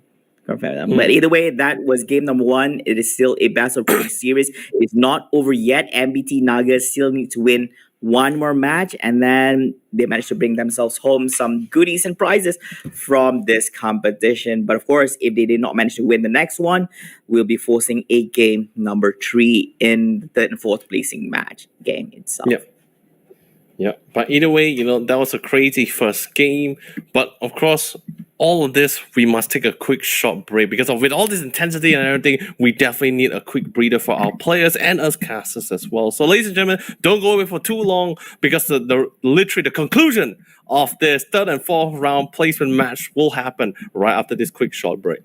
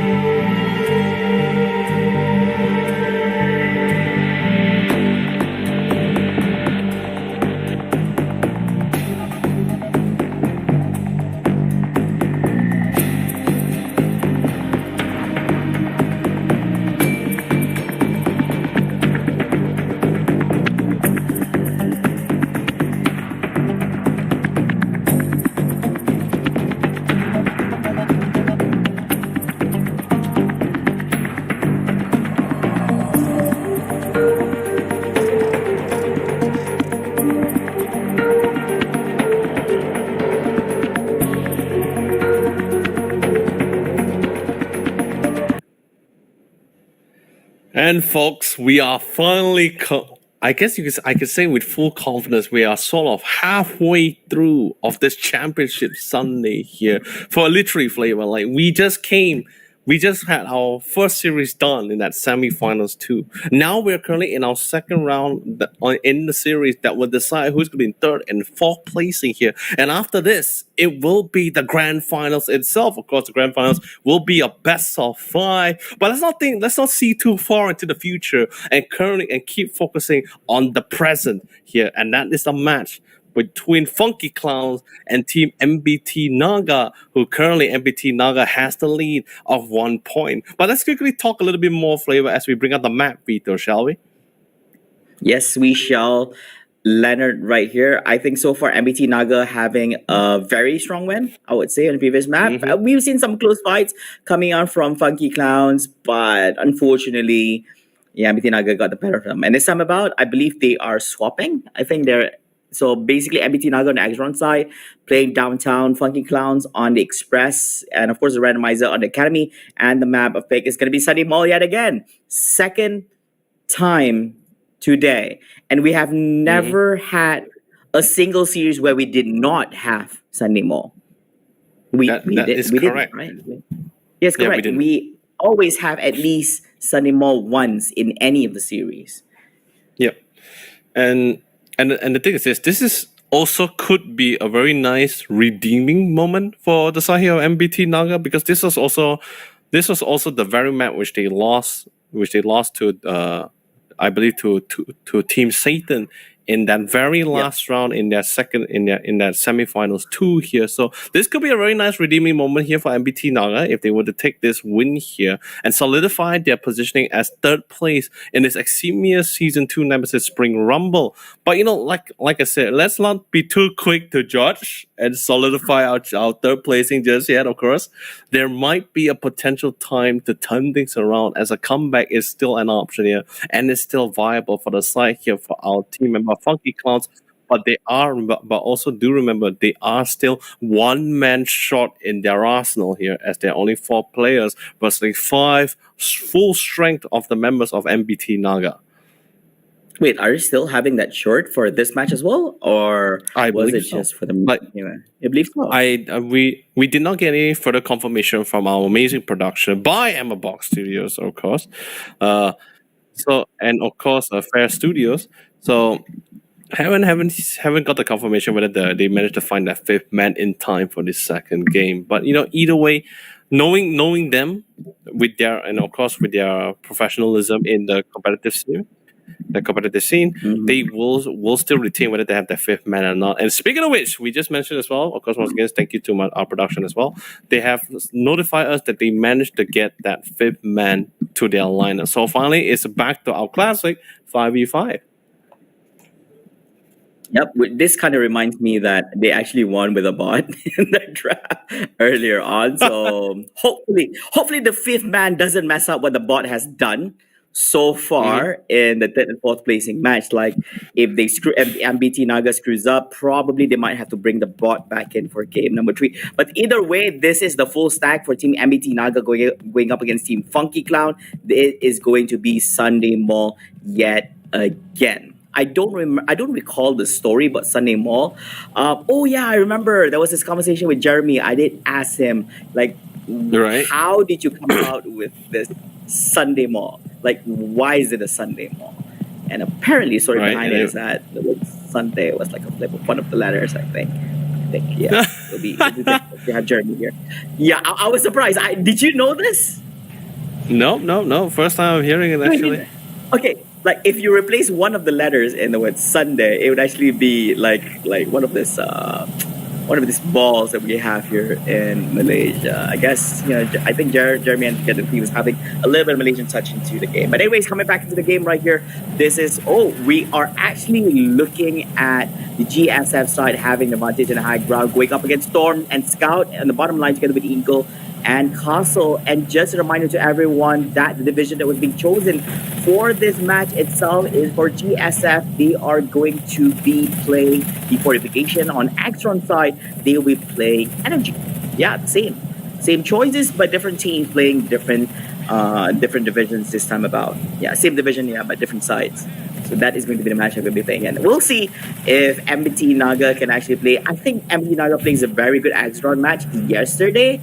It didn't work out so well for them today, I suppose, going up against Team Satan. And we'll see. Yeah, I think they've proven to be better in Axron, to be honest. Funky Clown, I think, as been mentioned yesterday as well, I basically don't have much information on them, I would say, compared to MBT Naga. The crazy thing about this as well, we're seeing the very same pair who actually defended the B side by themselves with this high vantage point by themselves alone. The very same, and of course with the very same faction as well, and of course weapon choice. They're trying to hold on the line. Just really unfortunate initially was that during the initial fight in the round, MBT Naga decided to commit majority of the forces to a C and B, leaving only one officer to try to handle A. That's why we only saw the checkpoint initially, the favoring where GSM only got control of A, while B and C was in the hand of MBT Naga. It would have been great if they managed to get back B. At least that way, we can see that Moose and Victor doesn't really have to worry too much about defending it because they already have sort of the high ground advantage, and they have really great grenade with the super frag package control. The only problem right now, they have to go back down to get back the site itself. Not much reinforcement other than a couple of Marines just is sort of assigned to Frost, as he will be trying to take back the A side alongside with Patriot. But B is still the issue. Because you must understand, GSF went for fortification. They want to play the Ashland squad. They want to play mortar crews here. But the thing is this, being denied on the very side you want to plant that 4 racks for that mortar crew is slowing things down so much. And the worst part, 3 checkpoints are in the favor of MBT Naga. So even more points are being drawn away. Time is not on their side in this game, and I guess you could say that. Yeah, I think if they actually have an early lead, if this were to be a reverse and it's tied off in GSF side, then it will highly benefit them, I would say. They need to actually capture these points for them to actually have better placements for their units. But unfortunately, MBT Naga having the upper hand on this, I would assume that probably they have a hunch that Funky Clown is actually using fortification and could not use it to their own benefits. And they're already down to close to 300 points 44 minutes into the game. You can see this huge rush of Marines coming up from the sides trying to push Storm as well as Eagle away from the area, together with some heavy firepower from Victor as well as Eagle on the GSF side. They will be able to actually catch on. This Eagle gets down and Storm tries to provide a little bit cover right here, slowly taking down on the Marines, but has to be careful. They have the numbers here on the sides, should be fine, and the field support gets taken down as well. Combatant's still there. He's still there, and Storm down into the shields, going up against some of the commanders here should be easy peasy. And remember that they have the Iron Guys on the sides as well. Yeah, they have the cover, so all those Marines being put to shame by Team MBT Naga. Oh, lasers being spotted out on the high ground. Serpent and Victor, I think they're fine as long, they're fine. Oh, they just have to. Victor just really need to keep in track of the positioning of the fire. So it's gonna be totally fine. Laser comes in. Oh. Victor, gotta be careful, buddy.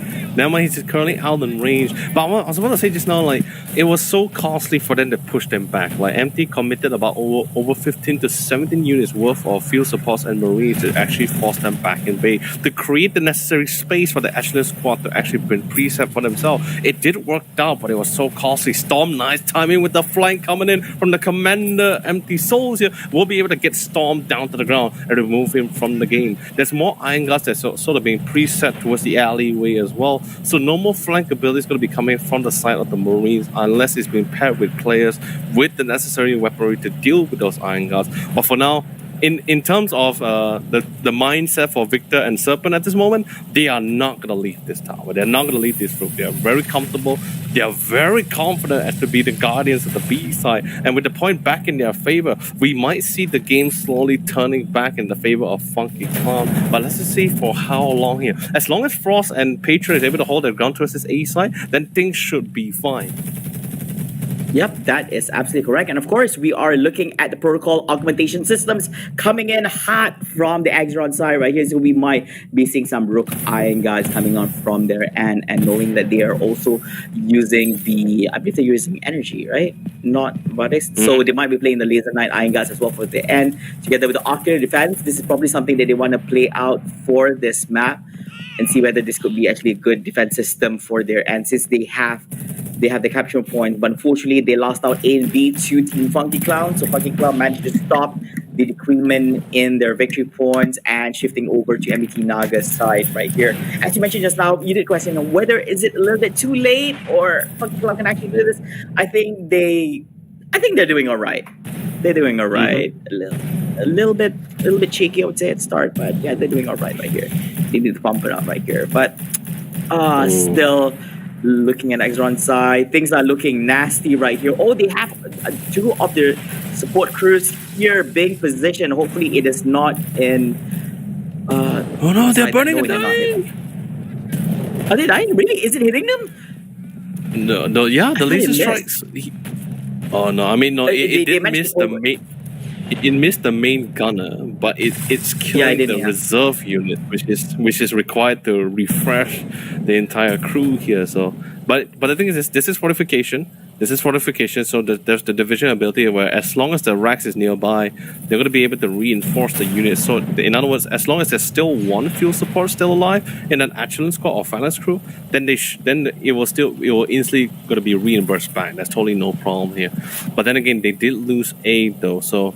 They can't take too long in trying to solidify the defenses here towards this B side. They need to make their way towards that A side here to at least get back some form. If not, more points is going to be taken away from them, and the game will just end before it even started here.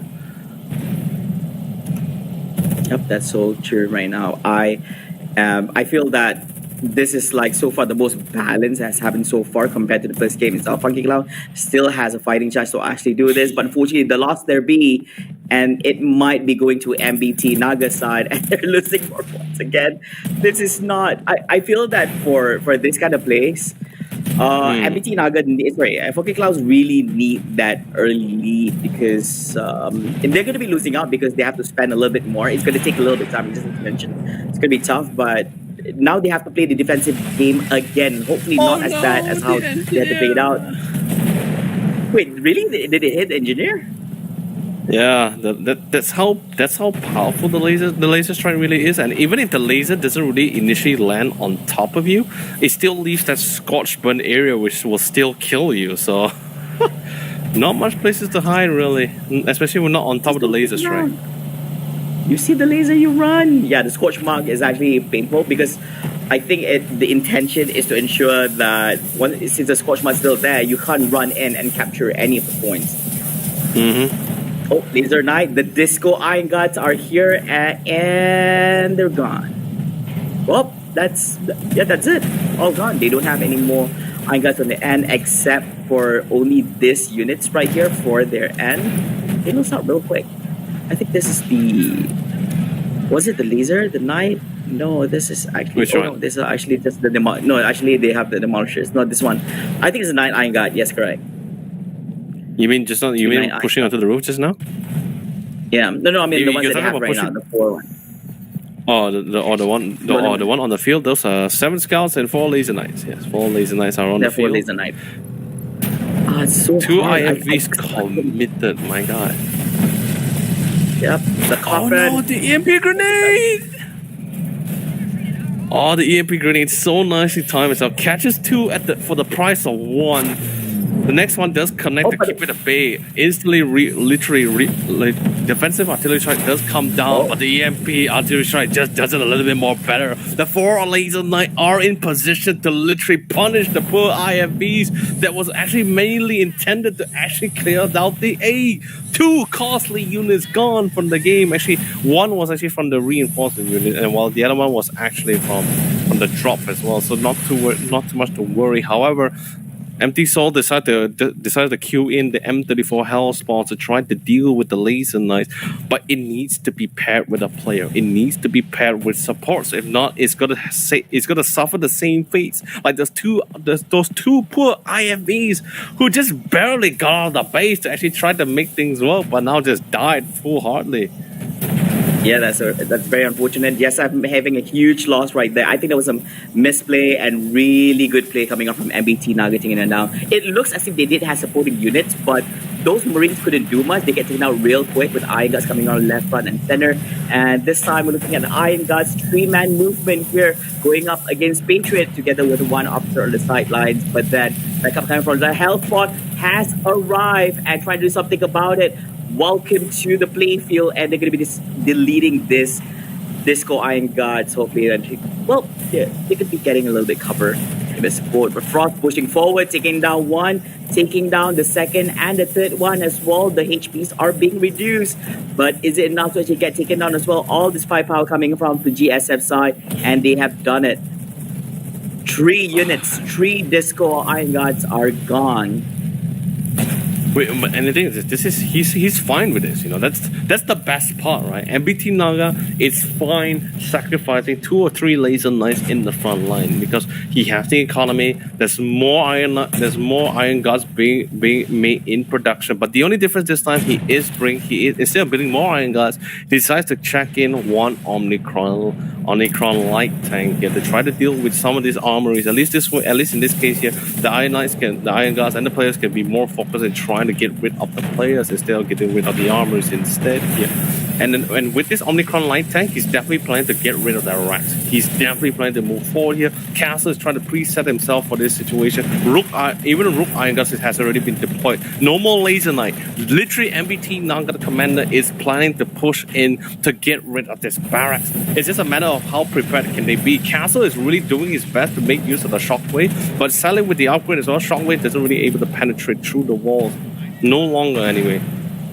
Yeah, no longer. Well, that was OP. I still remember that. That was actually quite OP. It was like a weapon choice for setting up the top players we have in Eximius season front lines. Anyways, coming back into all this, we have to pay attention that GSF side, they have 2 of the health spawns on their, basically 2 health spawn units for themselves, but are they able to actually utilize this and make it into a game changer option for them? Not yet so far. They're still holding on strong to B. Somebody needs to, they can't push forward to C, so probably A is going to be their choice. Coming on from GSF side, Exron knowing MBT Naga, they have the defenses ready on that end, so this is going to be a little bit tough. So I do wonder what kind of movement are they going to be playing around with the M33 health spawn. We usually see 1, and we get to witness 2 of them coming out right here, and setting upgrades coming on from the, I think this is the defense upgrade for the vehicles. For GSF side, for ensure survivability, and it's still upgrade number 1. They have a long way to go, and they don't have much resources compared to what Exron has on their end. Oh man, they're even going for the upgrade for the repair drone as well. So not much projectiles going to be able to bypass through too much as well. So they really need to take this fight head on. The M34 is currently rolling in here, trying to. I love it. He decided this time he learned from his past mistake. Not pushing it all together. At least that way the EMP doesn't hit all of them at the same time. It will only connect on one. EMP grenade does connect on one, does keep it in track. But the M34 is in range with the flamethrowers and currently trying to keep them back. But then the massive range of that EMP still hits the back line, and it is currently keeping them all in place. Patriot is trying to do his best to defend this, but there's no set of engineers for the first hell spawn, but that is actually going to be the sacrificial spawn. As long as there's still one M34, they can still keep this fight going, but with the condition where Patriot doesn't die. Nice slam down does stun Patriot. As it slowly fall back, and Frost is trying to hold down the line. They're praying. Patriot popping in the steam, the bioinjector trying to fall back because he's the last one standing. He gets on the air, trying to stun them to the ground. He tried to make the play and managed to get the rebound. He almost tried to guard it, but Indian Wolf will fall onto the ground, sprayed mercilessly, and with no more place to defend this front line, the M34 has no choice but to back off. But the Omnicron light tank, he's blocking his path of retreat and locks him in place. Unbelievable. That is the play. That is the play. I was wondering why did he reverse, and I was like, oh shit, there was actually a small Omicron light tank right behind him. Oh, that is a good play coming in. That is so unfortunate. It really does suck. There's no way for me to say it, but it just sucks. It really does suck. Like and I love the fact that the commander coming from MBT Naga decided to see it from a bigger point of view and just decide like, eventually this M34 is gonna fall back. He really wanted to show this M34 is really dead to rights. So he's gonna keep trying to, and literally went for the quick flank and block his path. This M34, it is pushed very deep into enemy territory as well. And by the way, this is not the fully upgraded M34 as well, so it doesn't really have the rocket launcher to deal with the iron guards. So it's actually going to end up dying. It's unfortunate. It's dead for sure. But then again, there's a lot of information and a lot of fabricators spotted here too. I think they didn't actually learn from the mistake. I mean, initially it did look like they actually stopped one of the M34 health spawns from behind to actually move forward, but somehow they continued on the movement, and then somehow both of them were actually close to each other, and then it is. I think he ran over the flying guts flavor. That's one of the things that you can actually do. It works. It works. Yeah, but can they make it in time? They did manage to flip the C to neutral. Can they actually overtake them? Yes, they have. Is this a repeat of the same incident in match number 1? But of course, not exactly the same, like stopping in at 1 victory point, but still down to 23 victory points. They're hanging by a thread right now, and they have to defend it with their lives. And basically they're actually creating one of the, I think this IFVs for them. They don't have enough to actually create an M34. They have one M33, 2 Guardian Troopers. I think it should be alright for a period of time. They actually have the upper hand compared to Exron Industries in terms of units. This M3 battle tank is gonna go down most definitely right here. It is a loss, but still worth it. They managed to actually do wonders with it. A GSF still holding on and still in the game, Leonard. We thought it was over. Well, I mean, it could be over now. The M34 is gone. Sorry, the M33 is dead to rights. Guardian Troopers is relatively down low. The only way this game can slowly come back, players, is the fact that all this point defense turret that Empty Soul is currently placing down drops down right now. It needs to come down. It was really great with this push towards the C. Like the instant change in priorities from A to C was fantastic, right? Because of the fact that everyone realized A was a little bit too stacked. There's a lot of players, there's a lot of defenses. No matter how many times you send first wave of IFVs, it failed. You send another wave of M34s, also failed. Although yes, thank God there's no third time's the charm. They decided to change their priorities to a C, and it worked. It was great. But then once the MBT Naga members decide to divert their attention to the defense on C, that's when we start seeing some of the vehicles being blown up here. We lost the M33s, the IFVs is also gone as well. But because of the defense of fully stacked members towards the C side, B is currently under threat from the back line. They are being flanked from the very entrance of their base which they came from. And now Victor is really trying his best, but he doesn't really have the necessary angle as well. He is an Age Vanguard, so he can casually get up and down, but he does activate the drone, and he realized for the fact that, oh no, he might have wasted the ability because the man decides not to fully commit from the stairway.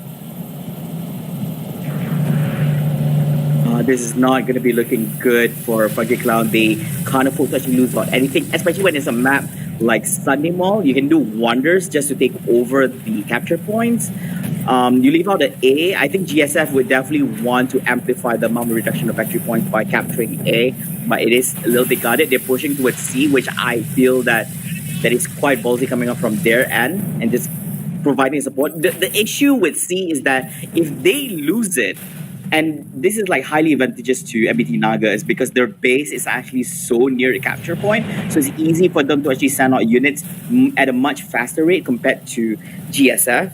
So if you lose out on defense on C, then you have to reverse, you have to retreat your troops back to B and ensure that you do not lose that particular defense point right here. I think right now they're probably going to amplify all the defense on C, and if Axmar couldn't push C, they can't take B as well, unless somebody was sneaking enough going behind the defense line and capture out that one. So things are looking rough right here. But yeah, it looks like they're doing it. That's a triple victory point flip, A, B, and C, but then Axmar manages to take A again to neutral and will be taking it over back from the GSF side.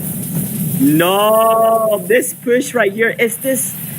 This is one heavily guarded side, but then of course the scorch marks right here giving damage to the field supports. They have to retreat. Gotta stay away from the fire, and then the Rook Iron Guards, basically they are big station here. The Iron Guards are ready together with two Laser Knight Iron Guards on their end. The reason why they were able to hold for quite a bit was just those 2-point defense turret, and now they're gone. There's nothing keeping any of these boys back in bay. Although yes, he did lose a couple of laser iron guards, but guess what? There's 8 iron guards on the field. He's upgrading them respectively as well. They managed to push all the way to the back line, got rid of the majority of the actual squad. There's even the assassin, there's even the sniper crew also being set the ball, and the in, or even from the side parking lane will be instantly annihilated and destroyed here. But all that matters is just keeping this base alive. Serpent, this time, he left his trusty teammate Victor to hold out the line towards the B side with the vantage point. Now it's his turn to be the guardian of C. Can his new role actually last long enough to dictate this game? Because they are slowly turning things around here. But with, like I said, without the point defense turret here, all this infantry is able to push in casually without losing their life. And look at that EMP grenade! It hit 2 of them at the same time. Frost tried to back away, but just dies miserably. Same goes for Serpent as well. The laser strike is great. It connects on Castle, forcing him back as well. But look at the sideline. More scouts and demolishers are moving in here. And Baby Man and Robo Tree are gone. Serpent is barely holding and also gone. No one is left standing here, and C has been reclaimed in the name of MBT Naga. I think that was a huge loss, and there's no way for GSF to make it in time to actually recapture back any points to slow down this. You only left with 9 victory points. Remember, you have to go in, and at the same time, you have to flip it to neutral and actually capture it at the same time. So I guess this is GG, even though we're not there yet. But yeah, it's a GG. MBT Naga wins. GG. But this they couldn't make it. also In terms of means, positioning wise, they couldn't. yeah. But you know, Flavor, guess what? At least now we know for sure that this is going to be.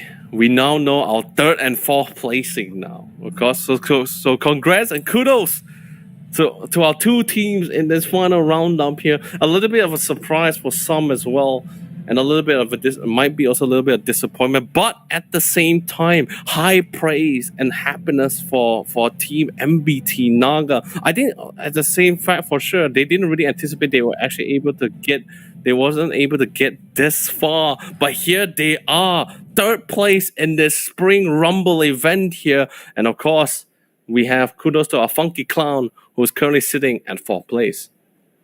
Yep, congratulations, and definitely kudos to both teams for portraying such good sportsmanship and really nice 10th placing match right here to all our audiences, and of course to us here at the studios together with our game devs who have been working hard and actually giving their utter best for the game itself. Kudos right here. We did have this short discussion about the 3rd and 4th placing match yesterday that we realized that the 3rd place team will be winning something, whereas the 4th place team is not winning anything. And then we have a bonus match between the 5th and 6th place. Like, think about it. Like, the 5th place team is actually bringing back home 50,000 credits each.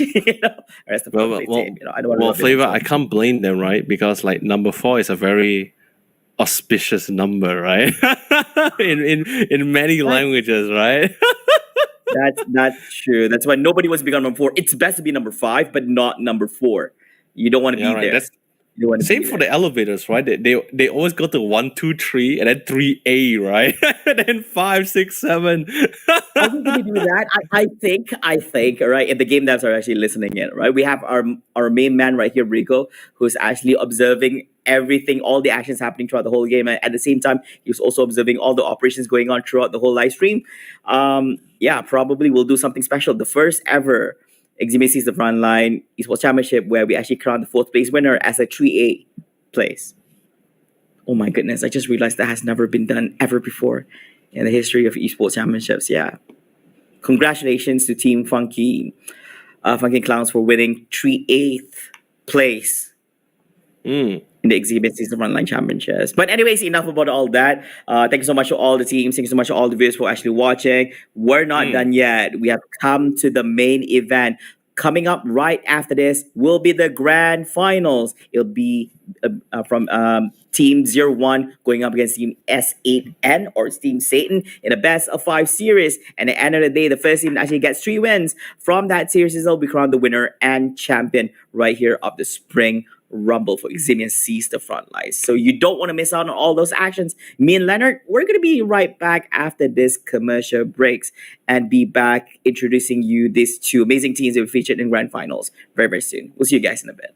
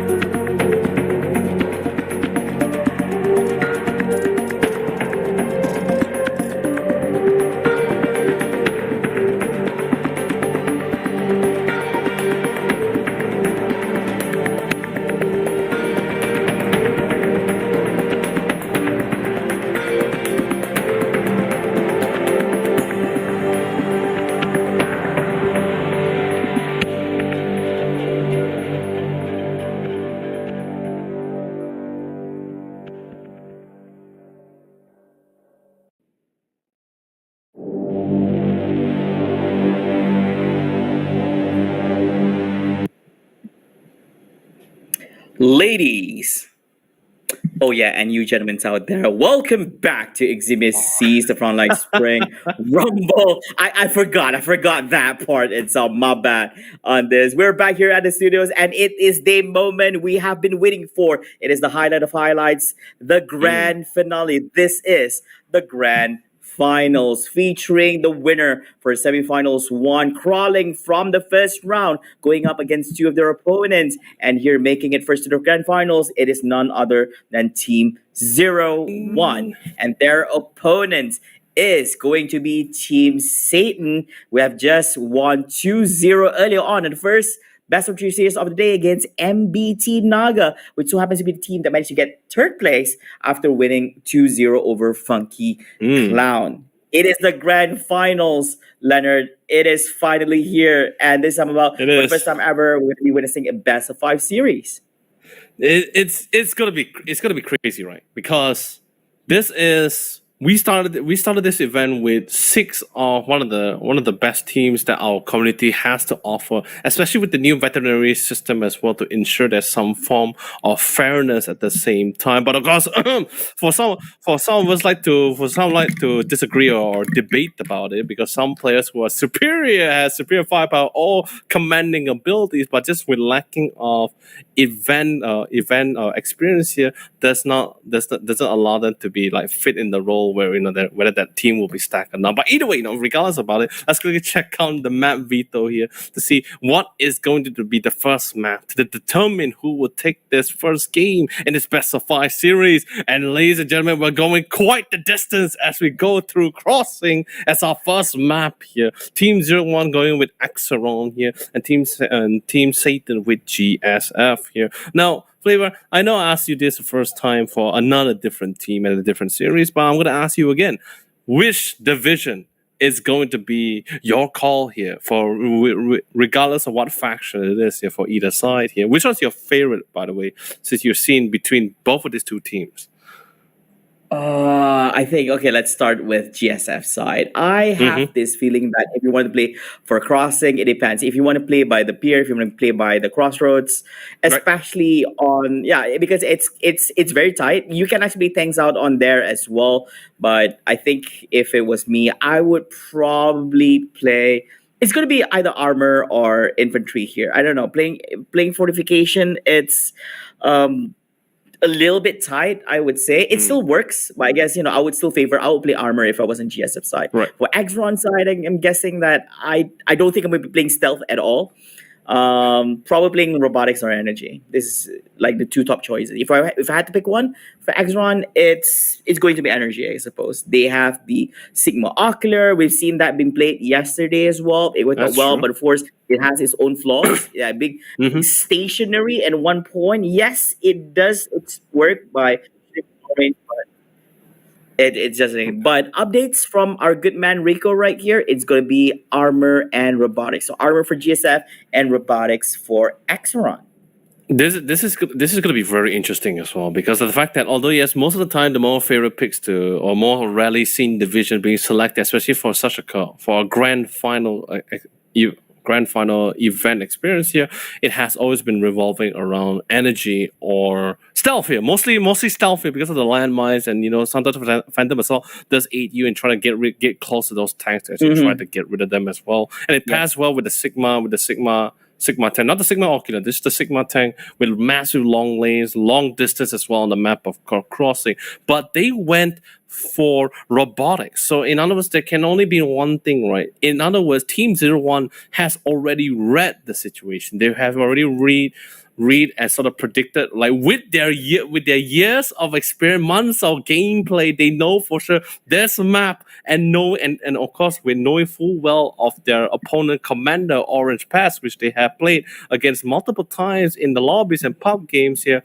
They decided to go with a style to gain control of the early game and ensure there is no built-up economy for those M33s to come out. But however, they will have to deal with the wolves that's going to be sent out for the side of Team Satan here as they send out the bloodhounds to the field, and those bloodhounds goes by the name of Thunderbolt, China One, and even Major Tom on the field here. Let's see who will win out the duke between officers on officers, as 4 of them will be sent towards the B side here and instantly melt the anchor with no mercy or respect at all. Major Tom gone from the game. Yeah, that's a really good start. And Observer Rico, I saw what you did. That was a great opening for game number 1. Yeah, he kind of like hovered around the flag for GSF and then went over the walls and coming into this battle that we were just inspired. But anyways, come back to the game right here. This is the choice. I think the most common thing to actually use here are like landmines, but beyond the landmines itself, I think it's important. Beyond that, I don't think I'm comfortable with the other options they have with stealth, like really playing stealth here. But landmines really benefits you a lot right here. But they're playing robotics. It's having that early lead is very, very important for Axeron, and we'll see if they're able to actually do so here against Team Satan. But so far, looking at the whole control of the map, Team Satan is leading. They capture point A and C, and the thing about this map is that because you have a few crossroads where it requires you to actually cross over a bridge, I would say it's not really a bridge. I would say like you have to cross the river, right? You can't swim through it. Therefore, if you control B, then you have to hover around. If you control A, let's say for example you have A or C, then to traverse around to the other end, you're required to actually have to do a big wraparound. It's quite a travel, and it's quite a pain, to be honest. Yeah, but you have B, it's much more easier for you. So you have a much more middle control of the game. Easier for you to actually go over to A, provide a little bit of support to the other end, to C. So yeah, that's the issue with this one. Quick control, quick spray down. China was able to get rid of one of the 2 core defenders here towards this B side. Chair sadly not going to be able to last for too long. He's getting flanked from both sides, and he's hoping the mule to come a little bit closer. Know where the mule is going. He needed a heal. He was hoping the mule come to him closer. Looks like the commander managed to get the mule control back in his favor to get close enough for him to actually heal themselves. Oh, but they know it. They know but it. The hounds are coming in. No! Yeah, the Kerberos here. 3 players, the 3-hounded hell gatekeeper of hell came in to claim the soul of our dear friend Jared here as they gain control B as well on top of that. Now the rest of the squad, even with the fabricator, you see, look at this corpus thing. Not sure they have spotted the fabricator just yet, but because of that, now the Iron God is able to flank from the backside. But quick reaction and maneuvering coming in from Orange Pest, he was able to try to salvage as much as possible, but it can only last for so long as Beto comes in to clear out the remaining Phalanx crew squadron here. Now there's no more Phalanx crew here. There's no other form of units or reinforcement here as Team Satan is trying to cash in as much of that resources for that all those M30, most likely either M33s or ballistas or cycle to come to reinforce. Chariot with no armor, with no armories or in the middle of the battlefield, no way for them to sort of heal themselves up here. A quick pickup here coming from the side here on Chariot for Anger here, and they might just have to do a tactical retreat back to heal back before they get back into the fight. But quick sniping on the sideline, that's big. They shut down Anchor, that's massive as well. No one there to really to protect the Iron Gods, but they are still rolling in, and hopefully the Iron Gods will just do the right amount of damage here. Not sure whether they have the incendiary shotgun in hand, but it's still very relatively early into the round, so I don't think they have that package upgrade just yet. Yeah, I think this is not looking good. They have to force a retreat. They can't even save their teammates. What? And Anchor gets taken up from Exron's side. No, he has to run!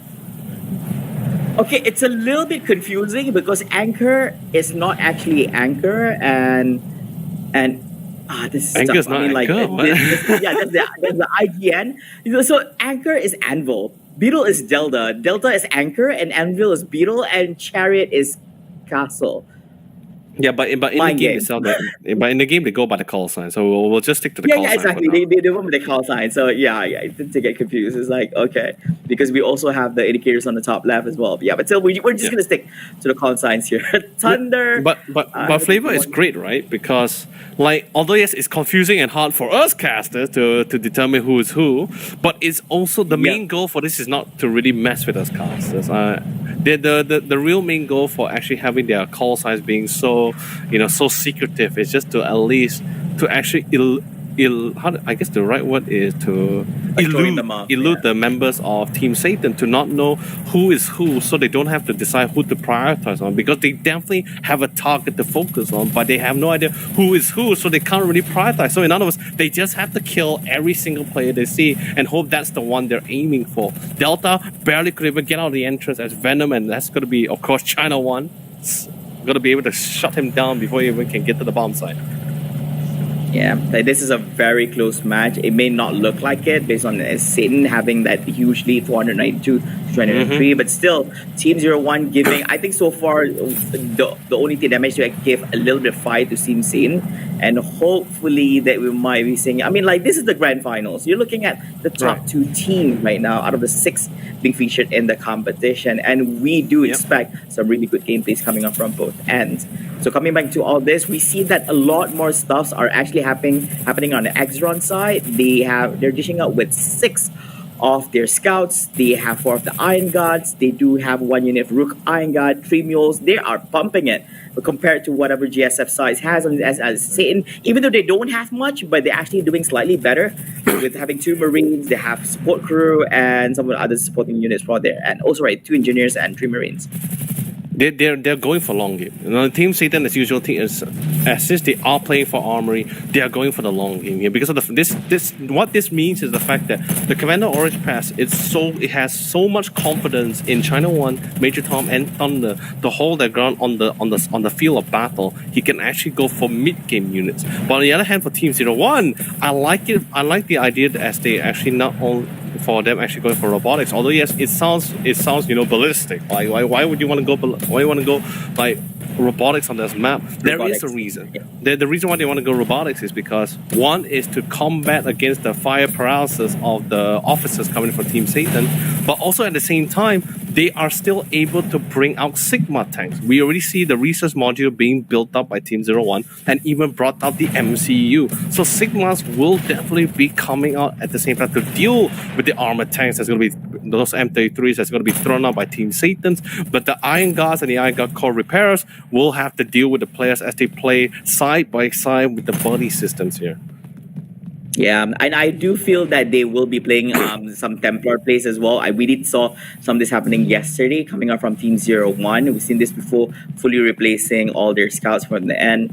And they're very much familiar with this division. Probably this is also one of the main reasons why they're actually taking out on the robotics. It's one of their main choices, I think, throughout the whole competition with Team 01. And so far, they have been dominating. Satan didn't have much matches to themselves. They have only started playing matches today, which is the semifinals 2, and this is practically their 3rd match in the whole game compared to whatever Team 01 had to go through, from round number 1, winning semifinals 1, and here we are at the grand finals. So far, like I mentioned just now, it is quite balanced from both sides in terms of capture points. I'm quite surprised that they didn't manage to actually get that credit point far on the left for GSF side, but yeah, I was expecting Exron to flip that one over here. The main heater battle still. Oh yeah, you were saying, sorry. Yeah, sorry. Yeah, you were saying. No, I was saying because it's just priorities, right? It's just everyone has their own separate priorities for the fact that because now they're slowly, although yes, initially they had a lead as they started winning the respective fights, but now upgrades are coming in, more Iron Guards on top of their cores, repairs as well, to ensure they actually stay alive in the game here. They're still waiting on the M33, and looks like the first one is currently in production and will be coming out shortly as well. They need the necessary amount of space, and of course, by the time the M33 comes out, that's when we will see the Sigmas. But for now, a little bit, there's going to be a slight hole on the Sigmas as they want to try to fortify themselves with the Iron Guards to maintain the points that they have, at least at this moment. Once those M33 comes out, then yes, we'll see the Sigmas. But while there's no sightings of the M33s, Iron Guard is going to be the name. It's going to be the name of the game for them, as they know is literally the only thing that's keeping Thunder and everyone at the bay is just really well positioned and well coordinated attacks and pushes with those Iron Guard and other Iron Guard cores alone. And don't forget the power of the drop. boxes that can be dropped and literally flank them at any time. They have to be so crucial and constantly keep the comms active. As Orange Best will definitely be notifying them when a drop will be coming in. But a quick flank coming in and trying a beautiful snipe from the sideline there. Will there be anyone there to pick them up? No, sadly, not going to be happening because the night timing with the EMP is keeping them in check. And what this does, although yes, this EMP is great, not for offensive capabilities, mainly for defensive to buy, anchor, and cherish the amount of time to actually re-heal themselves back up to get back into the fight. But now they finally spotted the M33, and of course, with the usage of the EMP and artillery strike, this M33 can roll in with so much confidence here. And the EMP grenade are not really connecting as much as possible. The drones are coming in. They're being slowly pushed back. And the M33 are just trying to find leeways to pick them off. And the connection of the explosive blast is doing just the works here. Three of the members here are currently surrounded from all angles here. They're trying to sustain. They're trying to keep them alive. The revives are happening. And Chariot does go down once again. But the Aegis suit, they're trying to sustain as much as possible. But the Marines are rolling in. The Rook Iron Guard is trying to survive. Chariot does go down, but Anchor and Beetle still lives to fight for another round. But for how long, Flavor? For how long? Oh, the wombo combos are working. Anchor Beetle, I'm surprised. Oh no, we were just mentioning about it, but then Anchor gets down right here, but Beetle is going to be supporting her here, and Thunder goes in for the clear. It looked like they might be able to actually escape that, unscratch, but to really EMP not connecting right here. Now, here's the interesting thing, right? GSF has two armored logistics on their end, so we do expect that possibly they're going to be taking out more of these tank units. They're doing the upgrades. They've already done their level 1 upgrade, defense upgrade for the vehicles, and they actually have one M3D battle tank, and they're going for yet another. I believe that they're going for it's going to be 1 unit for IPF. They're pumping the support units because the thing about this M3D battle tank, they need support units to ensure survivability. So while these guys are doing all the stuff, the Marine can actually provide support, flanking off these officers, and hopefully going for the kill. It didn't work out so well just now because of the 3-man movement coming on from Axeron, but here comes the jump from Thunder, and down goes Chariot from the Axeron side. Yeah, so speaking of which, just now, it so happens that this 3-man combo from Axeron side was completely supporting each other. One member down, they brought them back up again, and it's a repeat, rinse and repeat, and it worked out well for them. Unfortunately, GSF got the better of them, and they lost to that side. And they managed to actually figure out here the Fabricator. They're going to be using out this time. This is going to be a 2-man movement anchored together with Beetle. Venom coming up from the side as going to be pinning out on Anchor. He did not expect that flank coming on from the left side. Information coming in, and Venom pushing forward with Beetle, and Beetle goes down as well. That's 2 men down together with support coming with Chariot from behind. And they still managed to protect this Fabricator from the side. They can only try and buy as much time as much as possible. And like I told you before, once the existence of the M33 has been revealed, the Sigma does comes out just in time as well. It's a very expensive unit too, and left alone, actually, it's not really that strong. Its strength is just that power and that range, but its turn radius and its retreat capabilities is not that significant. Its turn radius is actually one of the most garbage thing in the game, really, when it comes down to armored vehicle turn radius.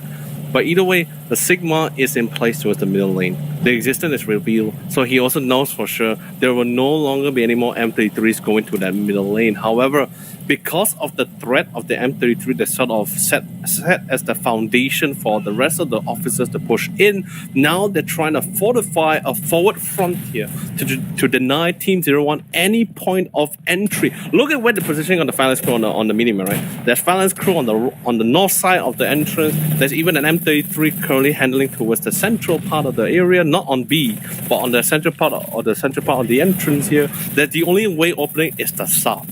But the south is not. But the thing is, they can't really go towards all the way to the A side here. They need to get rid of this M33 because all their power reactors, all their resources which they need is currently on the north side or I guess you could say the northwest side of their base. They need to defend it as much as possible. Even though the thoughts in their mind is we want to flank, we want to get those checkpoints back, but leaving these agents on the field, officers of this GSF from T sector unattended, they will shred. They will retake back all his resource nodes, which is still so crucial for Team 01 to take back. But with 3 sightings as well, so much points being taken away.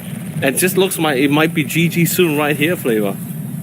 Yeah, I think it's definitely a GG. The issue with this kind of map is that you can commit to 1 point, but if you do that, you have to do quite a big rotation to support the other point itself. So you have to disperse your your units towards two separate units, and there's no way these two sides can actually support other, like from A to B to B to C. Right. They're all separated compared to most of the maps that we have within the game itself. So it's kind of tough. Like once you plant yourself on that side, responding back to the other side, it's a little bit time consuming, distance wise and all that.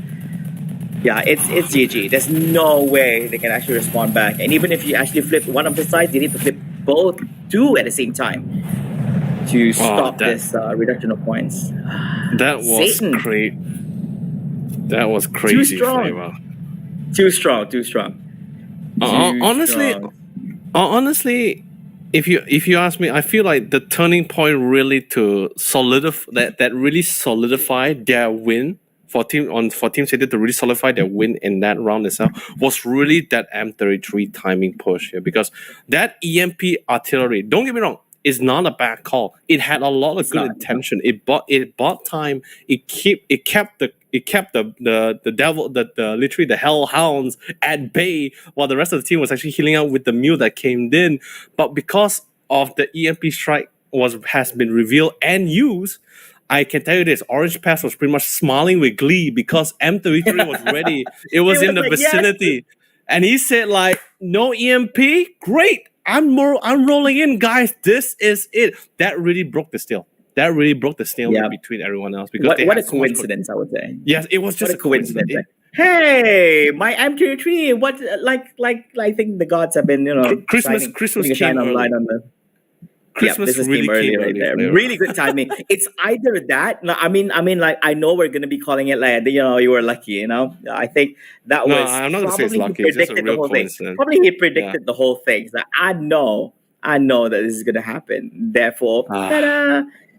Yeah, it was just so sad. But the intent, like I said, the intentions was good. It was not like a happy trigger EMP strike. It was really needed at the same time to give the teammates some space. The commander did a fantastic job trying to hold down the line. Mm-hmm. But because of that, a quick push in, basically long story short, a quick push after that, the M33 just steamrolled everything. Fabricator was gone. There was no spare fabricator. Even the Sigma, like I said, the Sigma was only built once the reveal of the M33. So there was no existing Sigma to really deal with the M33 to combat it at that time. So either way, it was a pretty close. Yeah. It's a close, I guess you can say it was a close tight 1v1 for the first game here. But either way, the reality of things, they won. Team Satan taking the first map for themselves here. Yep, and that pains the first loss for Team 01. They have not dropped a single match so far, winning 4-0 against their opponents in round number 1 as well, semifinals. And Team Satan still steamrolling, winning their third match of the day after winning 2-0 in the semifinals too. And it is still too early to tell. That's only game number 1, and knowing this is a best of 5. They still have 2 more games to win to be crowned the champion, and surely these members from Team 01 is not going to let them have that grasp on the victory just yet. We're going to be back right after this commercial break with game number 2 in this grand finals for Eximius Seize the Frontline Spring Rumble. See you guys in a bit.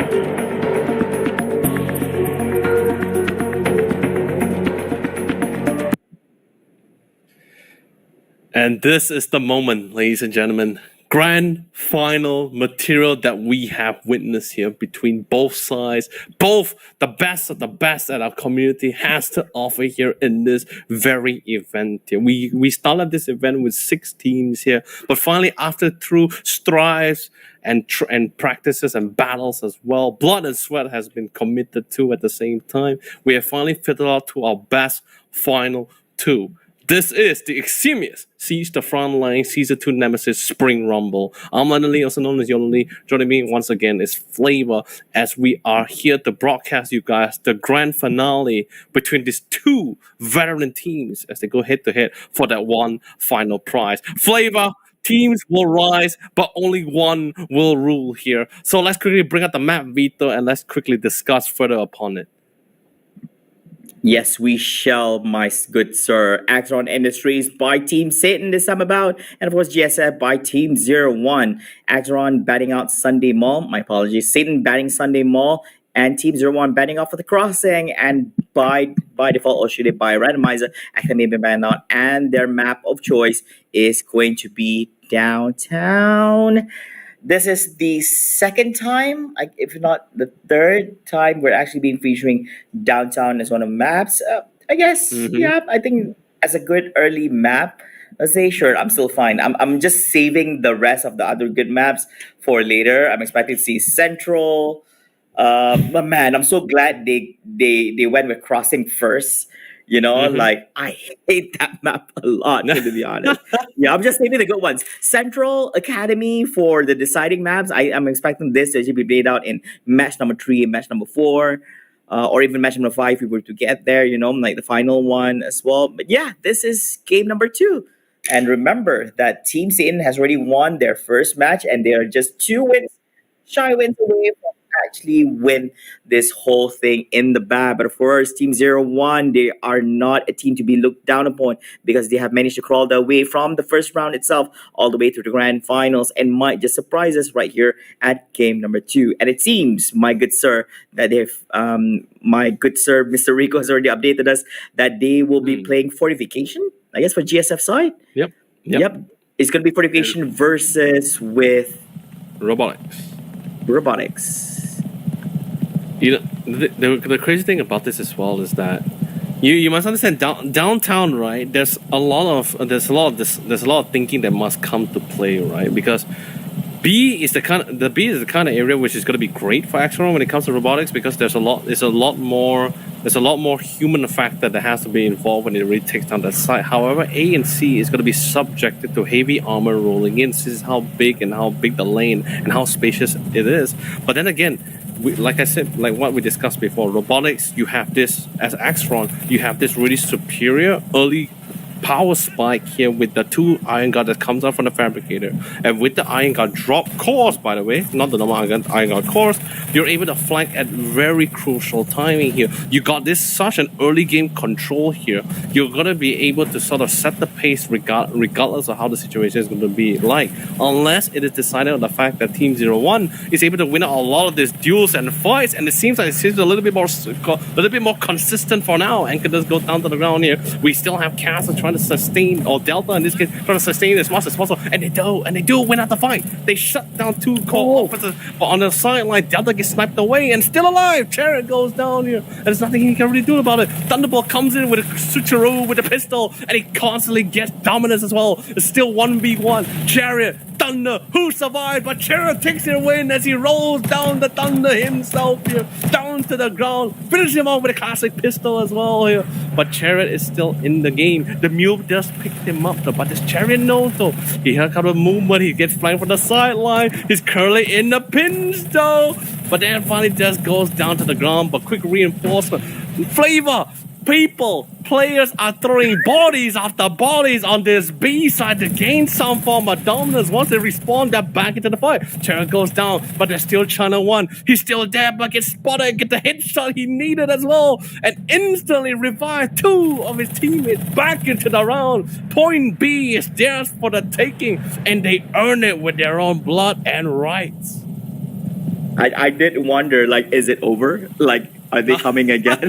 Like, that was action. That was back to back action happening right here at side B. Man, that was great. But at the end of the day, Acteron won. Yeah, they got B. But here's the thing: while they were capturing B, like Team 01 was like, you know what?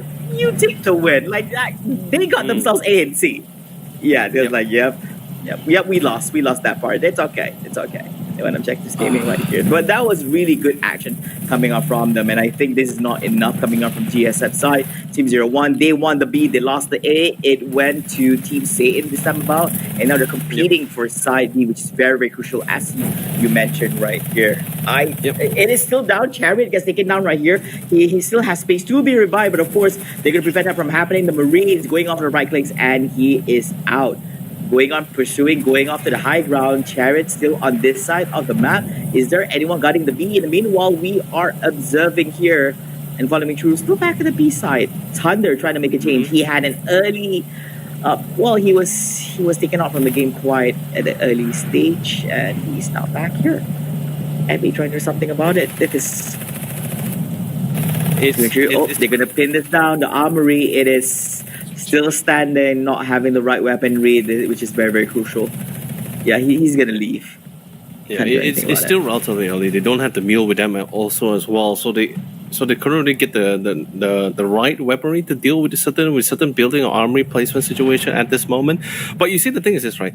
The reason, like, yes, they did lose, like you said, they did lose the B. They got the A and C, but to Team 01, B in particular was a little bit more of a priority for them because of the fact that it's not like B was like a really super strategical location in this map or whatsoever. Like, it's not like a game-winning position at all, definitely for sure. But to them is when there's superior firepower here. Oh my god, you cheeky bugger Thunder. So cheeky as well, and he still gets away with this. He's so fast on those heels here to really evade away and stay alive. But he's there reinforced by his teammate alongside him as well. And we're gonna be a little bit more careful. Does spot more than 2. A little bit faced with more superior firepower does go down in the end. Despite getting the 2 Marine to assist him, it's nothing in the face of 2 superior FPS players. But you know, like I said before, right? B isn't really too strategic. It's because there's superior firepower players, officers on the field, and giving them a vantage point like B, and with robotics, iron guards everywhere, in other words, if they lose B initially, they'll never be able to get B back without a prize for sure. Yeah, this is pretty interesting place, I would say, but still too early to tell. The thing to pay attention to on GSF side is that Team 01, they have a lot of structures on their end, all these early investments. They have the upgrades going on at the same time. You got to be careful because we do expect fortification to not actually have a really good start, I would say. Satan should be leading on this, but they're not. So this is probably gonna if like by the book, GSF should be having this game in the back, but we will see how the game actually transpires right here. In the meantime, we still have two sides leading towards the GSF side. A also got flipped, and it might turn to Team 01 for some amplified by victory points. That's so unfortunate. Getting taken down here. Once again, Thunder with his Orion again and again. He's really bouncing back and forth. But if you think about it from another point of view, it's really a great job coming in from the officers of Team 01. They're hitting resources, they're hitting checkpoints, right? And they're just constantly disabling it with the exploit and just constantly bouncing back and forth. And because of how massive this map is, it's really putting the officers in check. As much as how Thunder and China One and Major likes to run around and look for players, it's so difficult when the goal for Team 01 officers is just to take the resource or just neutralize it and just back away. They don't really necessarily have to take the fight. The only time you see them being really aggressive for a defense is just B itself. They spot the Iron Guards coming. They're trying to lock them back. Even artillery is going to be committed as well. They're throwing everything to ensure B doesn't fall in their favor because they have already sort of locked down the C side and slowly making their way towards the A. They got the respective armories. They already locked the majority of the necessary resource node they need for themselves. They just need to ensure B will not be taken back. Because once those Iron Guards starts rolling in, once those cores starts happening as well, even Orange Pass is still putting everything into research. At this point, Orange Pass is planning to play for the long game, right? He don't mind taking some points away. He does fully trust to the rest of his team. But at this moment, everything is going into research. Robotics is coming in for the research module. The upgrades for the Iron Guards is also happening as well. Yep, it's all coming in, it's all lined up, but it still are lacking in terms of unit. They need to actually make a change right here. Satan is back against a wall. They are still not being able to push forward. It's very important for them to actually capture this B. Once you capture it and station all your Iron Guards to go in for a defend, it's going to be quite solid coming up from their end, and then they can just focus on defending that plus the one that they actually have on the right side. Yeah, but Team 01 still holding on, bearing the fangs at Team Satan, showing that they are not just any ordinary team. They are ready to rock and roll here at the grand final. Chariot, West Thunder, and Thunder gets the upper hand on this, managed to clear him out of the map, and will be returning back in 20 more seconds. Back real quick. I guess the seam is there. They're probably been dropped in. Nope, gotta take cover. Thunder is still holding strong. He still has his defenses, I guess, supporting one another coming up from the Axeron side. They can still hold on right here. Right control on Amma. The other side still dropping off here. Thunder getting cover. I like how the observer camera shakes together with the artillery strike being dropped down on the map. Yeah, it looks as if the observer is actually part of the game. It has it's so rare to actually have a game that actually has that applied to the observer themselves. It's cool.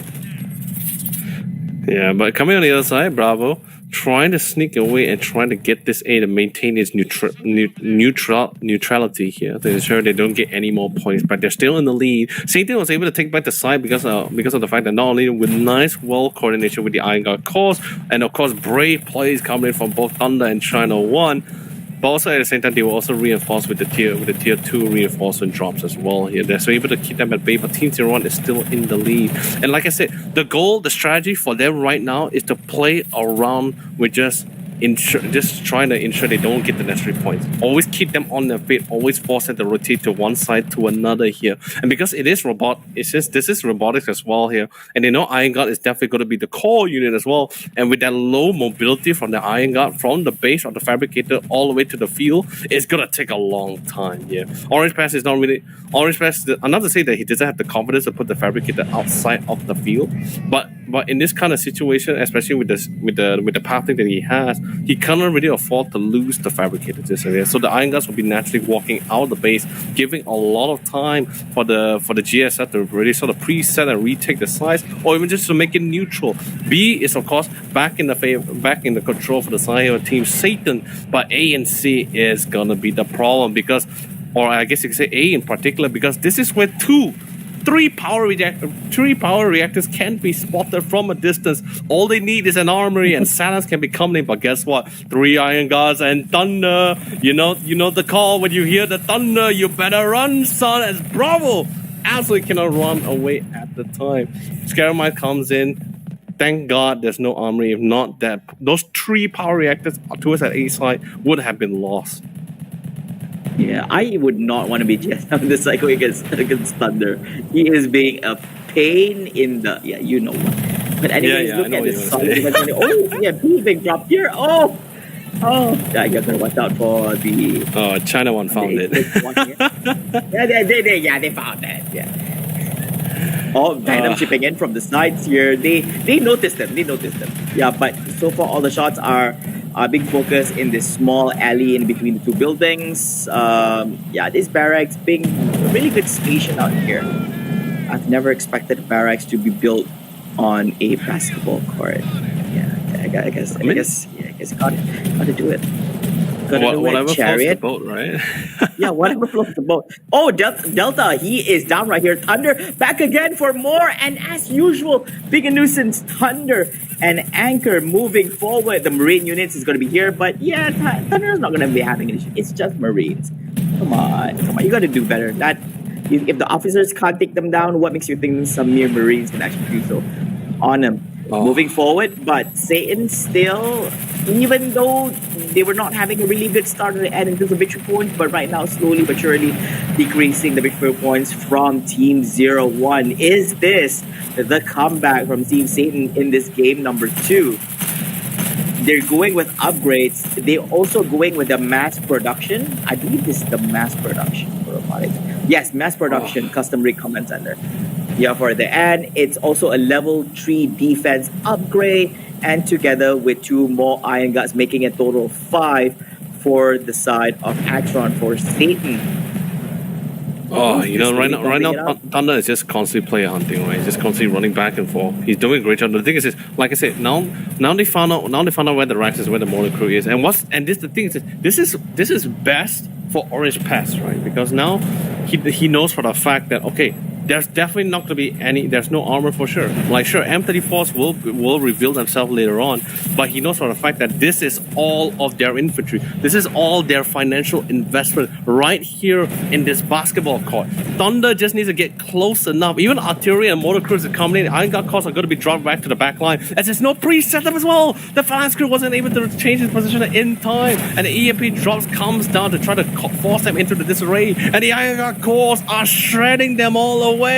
No more phalanx crew, no more mortars as well. Every investment for the past 10 minutes gone in a flash.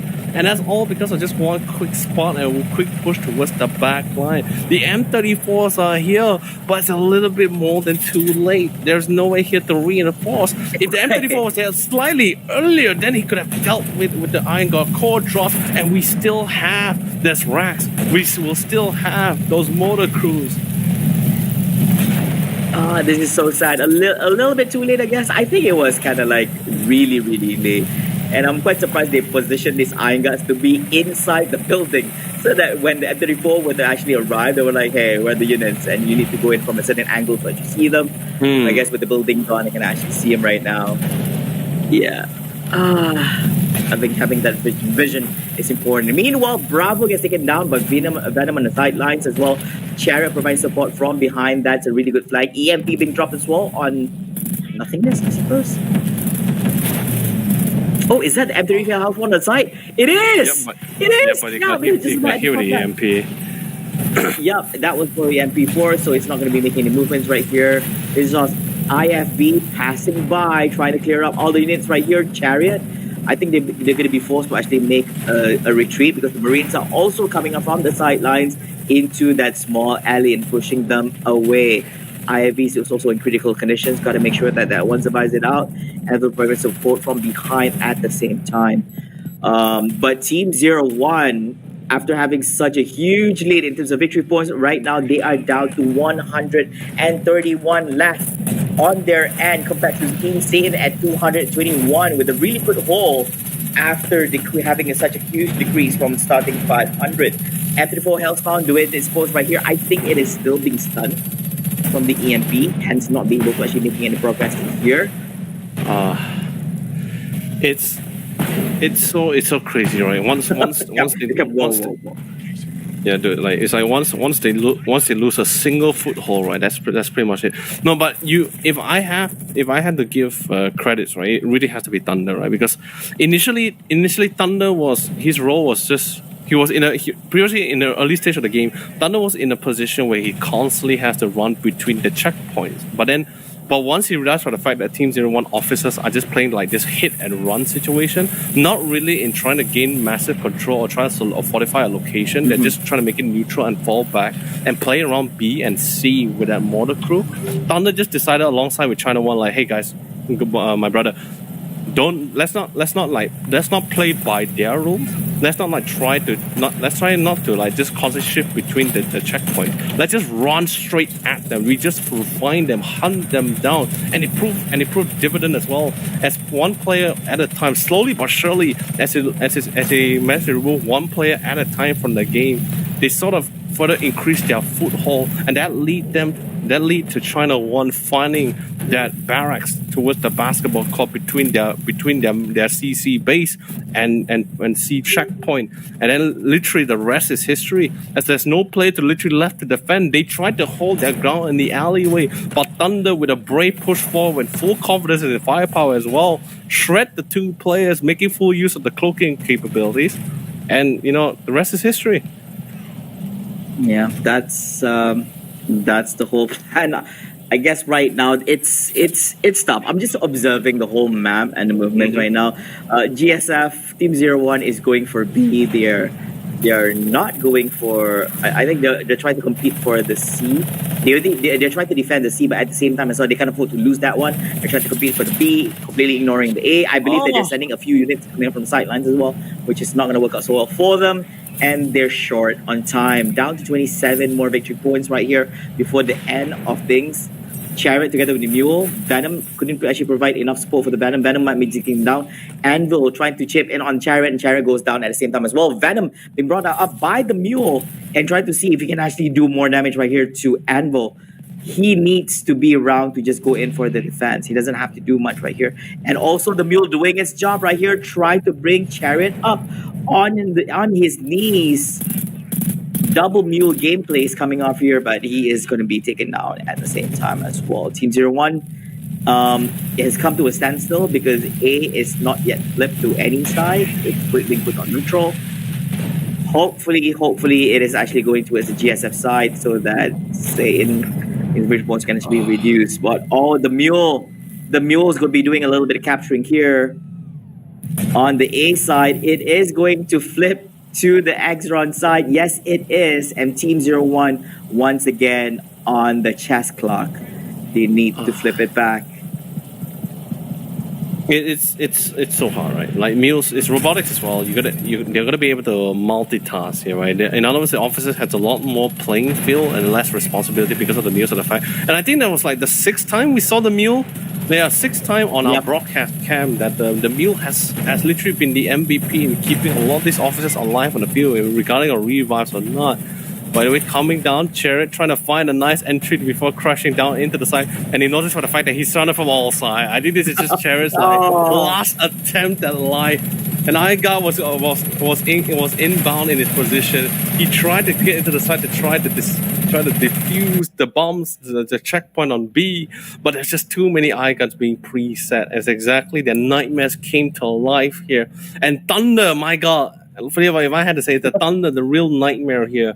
For the side here of Team 01 here, who's been really killing the majority of their officers in the chat. He has 13 officers kills. Let me remind everyone. 13! Exactly. 1-3, double digits. Yes.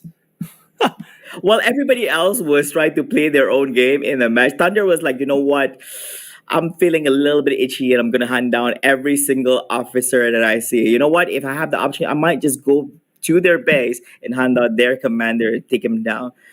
But yet 13 alone, him himself managed to wrap around the whole map, rotating here and there, managed to obtain that. And also 30 infantry kills just to himself. Coming in second was actually 20 infantry kills, I'll say. So he is he's a bounty hunter. That's what he is. Yeah. That's what it is. That's Thunder. I mean, Thunder has a very simple logic, right? Flavor. It's just, like I don't need, and like he said, like one of the few great quotes of Thunder is, like he has no sense of strategy, but just tell him where the enemy is, and he'll just go and find him by himself. Here, he literally is very simple logic to him. Where if there's no officers, there's no control. There's nothing to disrupt the gameplay for my commander. That's pretty much all is said and done. The Book of Thunder, the Book of Thunderbolt, I guess you could say, here in the Eximius scene here. But still, wow. It's going to go down in history. It's going to go down in history. The only player in Eximius who has no sense of strategy but has superior firepower, right? Like I guess you could say like God, if God had to be fair, right? Like I give you superior strength, but I will not give you the necessary wisdom, right? But who needs wisdom when you have such brute force, right? Just ramming straight into enemies' faces, regardless of the firepower that he has to receive, he still pulls through. It's unbelievable. Screw intelligence. Let's go max out strength max and out dexterity and everything. Strength, dexterity. That basically, if you were to have a combination or what makes up Thunder, strength, dexterity, max, and intelligence probably. I'm not going. Wisdom. Maybe let's go with the initial that was given at the start of the game. That's all I got. I'm not going to increase it anymore. It's beyond increasing. Like it just as mentioned, who needs all that when you have, basically you have strength. Maxed out on strength and all this. He is a human bounty hunter, most definitely. But anyways, that concludes game number 2 itself, and yet another win for Team Satan. It kind of looks like Team Satan. Here's the thing, right? In game number 2, they knew what they were doing. All right. I think the commander did a great job. They were not too worried too much about losing out into the victory points. They kind of expected that to happen. And once they managed to put that to a halt and slowly but surely decreasing all the victory points coming on from their opponents from Team 01 right here, they got it in the bag. Yeah. This is like a general reminder to everyone that the importance of actually being good in both FPS and RTS in this game. All right, you need really good players. You need to have really good officers, and of course, having a really good commander to commandeer or lead your team to victory. And of course, you have that one kid, who's just ignoring everything else and just doing his own thing. That's Thunder. Yeah, he's like that one special kid in the family. That we have you for a reason. There you have it. Yeah, ladies and gentlemen, like Flavor said, there you have it. So that's going to be it for this second round of this best of 5 series here. We're going to be taking a quick short break because things has been way more intense than usual here. So don't go away for too long because the final decider here for this game, whether is it going to be a comeback round or straight 3-0 here, we'll just have to see right after this quick short break.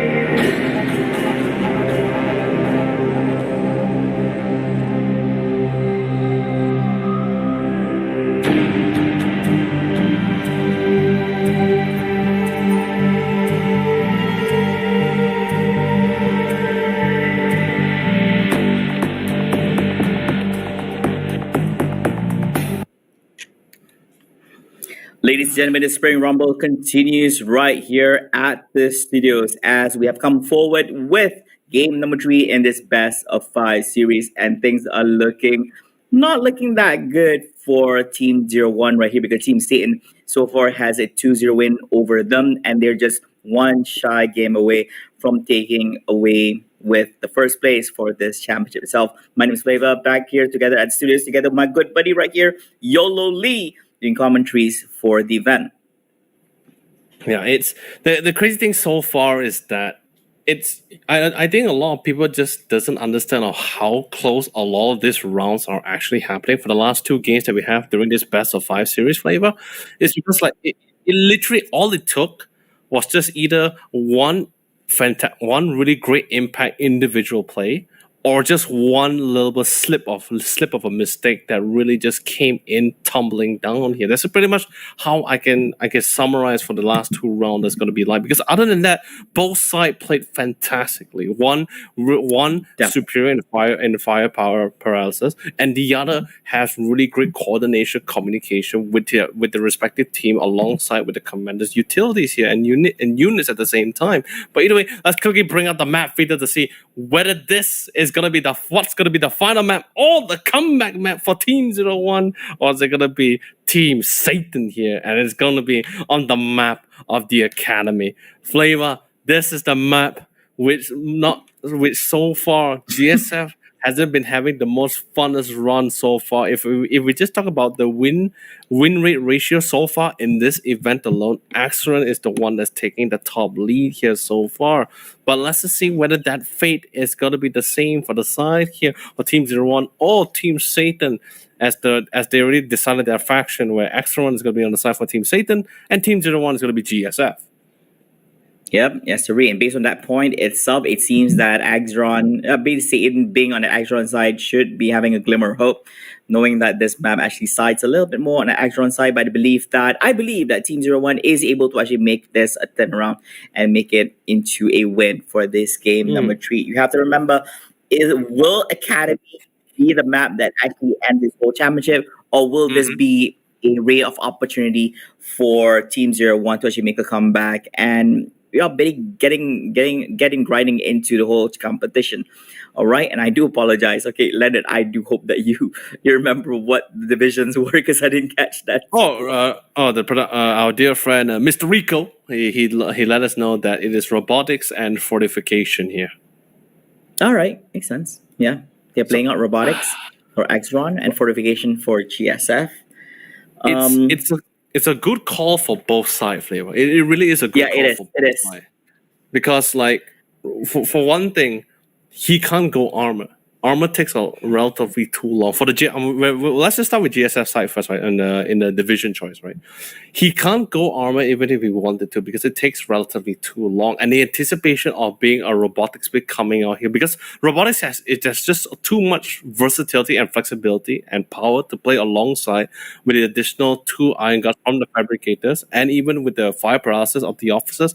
Robotics is just too good to give up at the moment. So, seeing for the fact that early game will be dominated quite heavily, most likely be dominated, they went for fortification here. At least that way, there is still that form of being pre-set up at the same time, but at least it's definitely going to be a lot more faster compared to armor when you want to get out those M33s or those Cyclones. Yeah, most definitely. I think it's definitely a good choice for this map itself. It's a good opportunity for them to actually be fortification, as they are able to actually set up their anti-armor defenses. Here, I think last time we actually saw matches here was the map actually happened in B. But in the meantime, we're just looking at this crazy assault coming up from both sides. Castle, Anvil come from GSI side is down. They don't have anything more from their end. But yeah, the Exron side is gonna be overruling the B side right here, but it seems that the force push coming up from GSF has not ended yet. But Exron will be able to take this on. Yeah, so that is definitely going to fall under Team Satan. Not the kind of lead that you would want on game number 3, especially when you are not winning any matches so far in this best of 5 series. It's that timing as well, my God. I love the priorities coming out from China One as well. Like to him at this moment, it's always about trying to slow things down, and that quick transitioning from the B. Like he told himself, okay, I got B. Like his teammate is getting B, and he's already instantly hasn't been fully captured yet, but he's already making his way to the resource nodes alongside with the rest of the team, alongside with Major. They just tell themselves they spot an armory, they saw the green smokes, we can shut them down. And look at that. So much resources has already been denied here. C hasn't even been taken yet because they just don't have the time. They are just trying to hold out this fight here, despite being that GSF is a lot more. GSF, so it seems like they were sort of a little bit more closer to the B checkpoint and already got to the side first. They still couldn't win the fight. However, Anchor found a nice opening on China One, finally puts him down to the ground here. That should give them a little bit more breathing room to try to get back some of the sides later on for themselves here. But either way, all the rest of the team slowly finding that fresh breath of life and vigor, slowly making their way back to the rest of the checkpoint here before any of the sides being solidified. And look at the right side of the map, right, Flavor? More conquering Thunder in close proximity as well, playing with the corners easily shifted through. That confidence is unbelievable coming in from Thunder. Absolutely no fear. Just a small information gain of the fact that someone is right at the corner. He doesn't fear it. He actually welcomes it, and he gets that frag and shuts down another player. Yet another impressive play from Thunder right here. He's playing Elden Ring, and Eximius sees the front lines. Anyways, in the game itself, all I'm seeing right now on the map is all blue. It's painted blue. I have never seen such a huge lead before. 70% of the whole map is actually on the side of Axiron Industry, and they have 88 credits, 28 on energy, of course, slightly less compared to GSF side, but definitely leading in terms of their supplies right here. GSF is in a pinch. They are dishing out more and more units for the end. They have 2 support crews, 12 Marines. I think that they're a little bit desperate, being backed up at this point. We do expect, think about it this way, we do expect Satan to actually get online earlier compared to GSF, but having 3 capture points being taken to the Axiron side is not a good idea. We're only 4 minutes in, and Team 01 is close to 300 points, victory points left right now. It gets a lot more difficult because of the fact that, like, initially before anything else comes out, the Fabricator actually he only came out much later as well, because he was coming from side Orange Pass. He just wants to ensure he gets the necessary energy, right? He wants to instantly just pump out all the necessary research upgrades as well. Then everything can start going. He can finally get the ball rolling. And to make things a lot more easier, his officers are actually winning out a lot of the fights on the front lines as well. More battlesuits are being preset as well. Castle is en route as well to give the necessary cover fire for Anchor to get back checkpoint C. And then again on the left side on the A, they managed to shut down the armory. They took down the cash point, but it didn't really last for too long. Anvil is currently en route to get back checkpoint A, and we're finally seeing some new breath of life and some form of control coming out from Team 01, as no more further reinforcements or scouts were coming in. However, now the Fabricator is out. Now the research module and even the necessary and the robotics upgrade for more HP is also coming out at the same time. Team 01, they know deep in their heart and their bones as well, this is not the end, but only the beginning. Literally the wave of Iron Guards, upgraded Iron Guards, will be coming in shortly here. So they're making things very nice and swift as they take away the rest of the checkpoint and try to group up as quickly as possible and try to shred as many players in the process here to really make good work. They managed to knock down someone down on the ground as well here, but they're still Anchor and Thunder to go for the reinforcement. Yep, they better be ready because Axiron's bringing the rain down on them. 4 Iron Guards, 1 mule together with some of the scouts from inside, a little bit support from the side.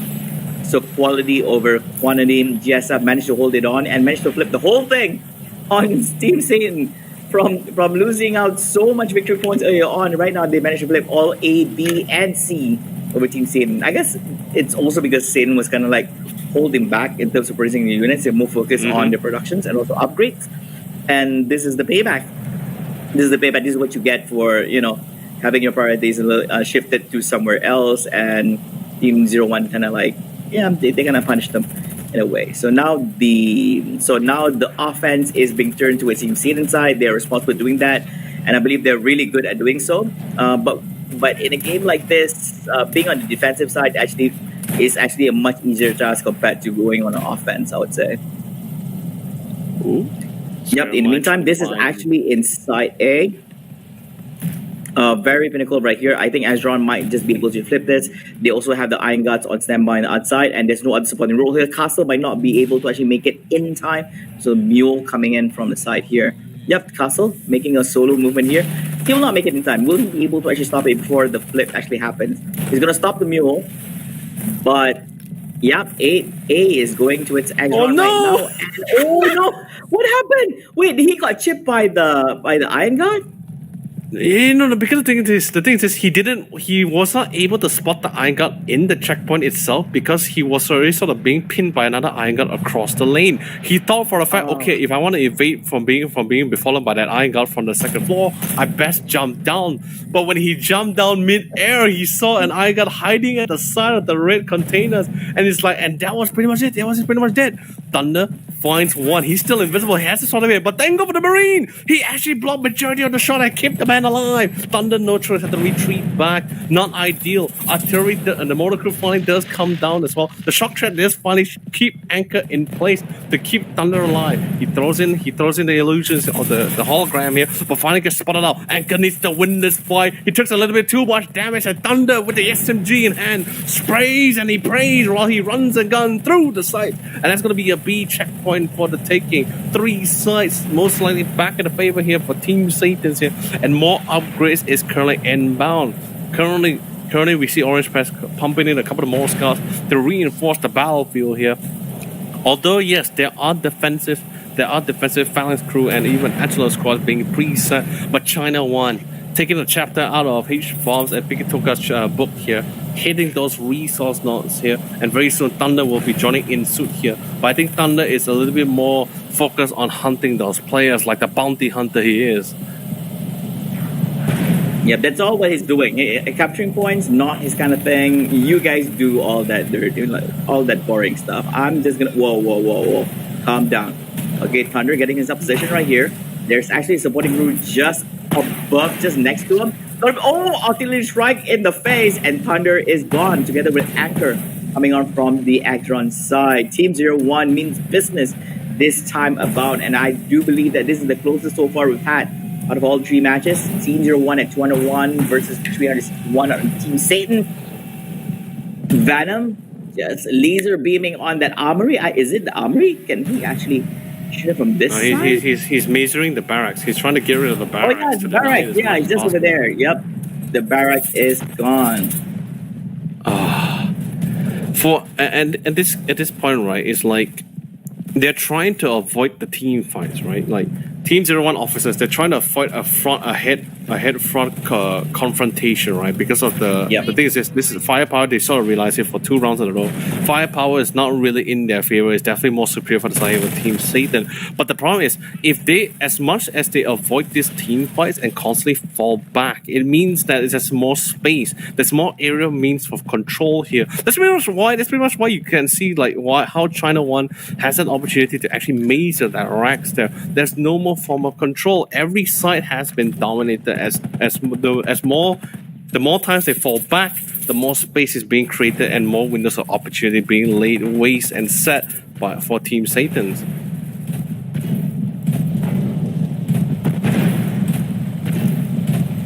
This is a very close match. No doubt. Oh, that might be actually dropped out on the ground, so you can actually go full. So the poison gas is being spread out as well. The Iron Guards. This is the great thing about having these Iron Guards is that you can just station them inside. So if any units were to go inside, you have to battle off against these guys, and they have cover from these outer walls to prevent themselves from hitting. But oh no, is that how they strike? No, right? Or is it the mortar coming on from the support crews? Oh no! Initially, it was actually just all mortars. There's no artillery strike. It's all mortars. It wasn't a single strike here. EMP is being dropped up as well. And B, they decide B is empty right now. Beetle's shooting up from inside. He doesn't even have much on him. He doesn't have the HP. He doesn't have the armor as well. But I guess it's holding on, having his back. on this wall. Yeah, I think this is gonna be fine.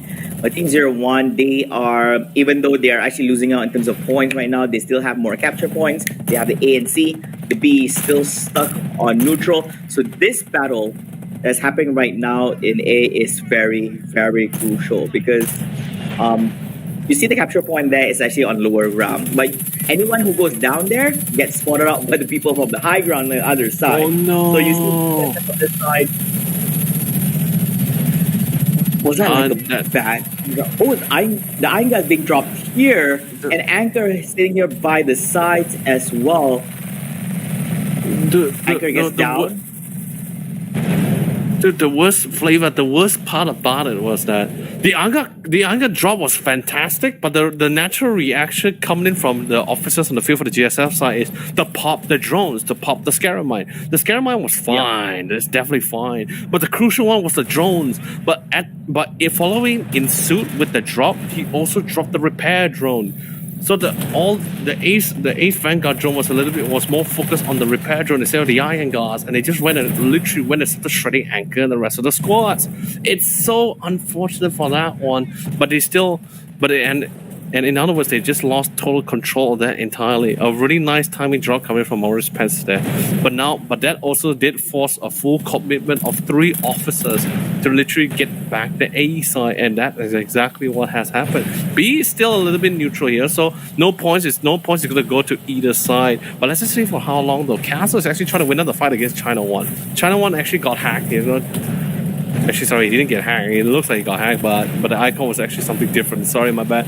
But he still is trying to keep the game alive. China 1 decided to not fully commit the chase to actually get the point back. The priorities is pretty set very well. Very good retreat right there. This is like something's off. So Thunder as well as Anchor has just arrived, and they will be able to actually capture this site on B. It's already strike. He dropped up. M34 Hellspawn is coming in, running through the middle, but couldn't exactly make an entry here into the B. So he just has to create a point of defense right here on the high ground through stairs, pushing out Thunder. But it's a little bit too late. Right now, the capture one has already been taken. If it was still in neutral, I'm guessing that would be best case scenario for Team 01 right now. But they were just a tad little too late on this one. So they need to secure the insides and create an opening for them to actually take over this side. In the meanwhile, A got flipped back to neutral. Once again, it's been a non-stop war in A side. And Thunder, as usual, doing his own things right here. This is what he does best. All he has to do is just kill. Kill and kill and kill. The crazy thing about this as well, the commanders on Team 01 has been really quick to adapt to certain situations. Same goes for the officers as well. Like instantly, once he realized the fact that they're always pairing the repair drone alongside with the iron guard core drop, instantly targeted strike was the next upgrade. He knows for sure, as long to at least try to counteract certain action or certain abilities, at least to try to amplify to defend themselves in certain regardless of the situation, keep themselves in this game. They managed to get back A and C, but let's see for how long as Thunder comes in, crashing into the scene here to try to see if they can buy in the necessary amount of time. Scouts comes in, Skyromice is really putting them in a huge disarray, but Thunder still finds the landmark, still finds the damage and the headshot as well to shut down Delta. Couldn't really do much about this as well, and the Iron Guard is currently in the site to defend the team to allow them to get an easy access back to A. The checkpoint is constantly shifting back and forth here in terms of control. This game is relatively so close when it just comes down to just players positioning and timings here. Both commanders are fantastic. All it comes down is just individual players' capabilities here. And China, he almost lost his life to that one balance crew that was being placed at that cheeky corner. And I don't think he has an MRPG launcher as well, as he was built to literally hunt barracks. That has been his weapon loadout favorite currently as of now. Oh, there goes the jump right here by Anchor. In the meantime, I think GSF side is a little bit early to side C, but because it requires it to flip to neutral, and then they're at Axron side, Satan is still able to actually be there on time. So I'm guessing that they're going to be abandoning the A, probably send a few units over there to actually go in for the capture. Bad news for Team 01 is that they lost the B. It was very crucial for them to actually keep holding on to that, ensure it doesn't get captured, because it's actually one of the toughest areas to actually get flipped between the three. If you were to compare between A, B, together with C. And 34 health spawn being placed right here, but still, it is not yours. You still need to take it over. And coming back into A, there's not much action here compared to what we've seen before. So there's lack of entrance. I think yes, he realized Hacker, he's gone. And there's nothing you can actually do about it here. I can't believe it. The mule is going to be scared. Dude, I can't believe it, Flavor. Delta just literally 1v2 the situation. Of course, he got a little bit of assistance from the motor crew, But either way, he held the ground. He made the play. He made the set. He made the standings as well. If we managed to kill these mules as well, there's really nothing stopping him or anyone of them actually really taking back the A side. They made it neutral. They got back the B as well. The favor is literally the goddess of victory is slow. The scale is slowly swinging in favor back into Team 01's hand. As long as they as long as they shut down the officers, everything else, unit-wise, like Iron Guards or whatsoever, it's really nothing to them. They can deal with it. They know how to deal with it. They're very comfortable about it as well. It's only the officers that has been quite the pain in their sides here, and they have been making it work so far. C, on the other hand, they're trying to take it back, but he's really doing a great job to ensure that C doesn't really get taken, because if 3 points is being secured by Team 01, that's a lot more points they're going to be able to take away from Team Satan. Yeah, but still a long way to go if you were to compare, although it is coming to a very, very close match here, 120 to 251. But because there's only two side flips here, siding towards the GSF side, it's not running out so fast, Like you would, best case scenario is actually taking over the C together as well, just to amplify the point reduction. In the meantime, this is... there's battle everywhere.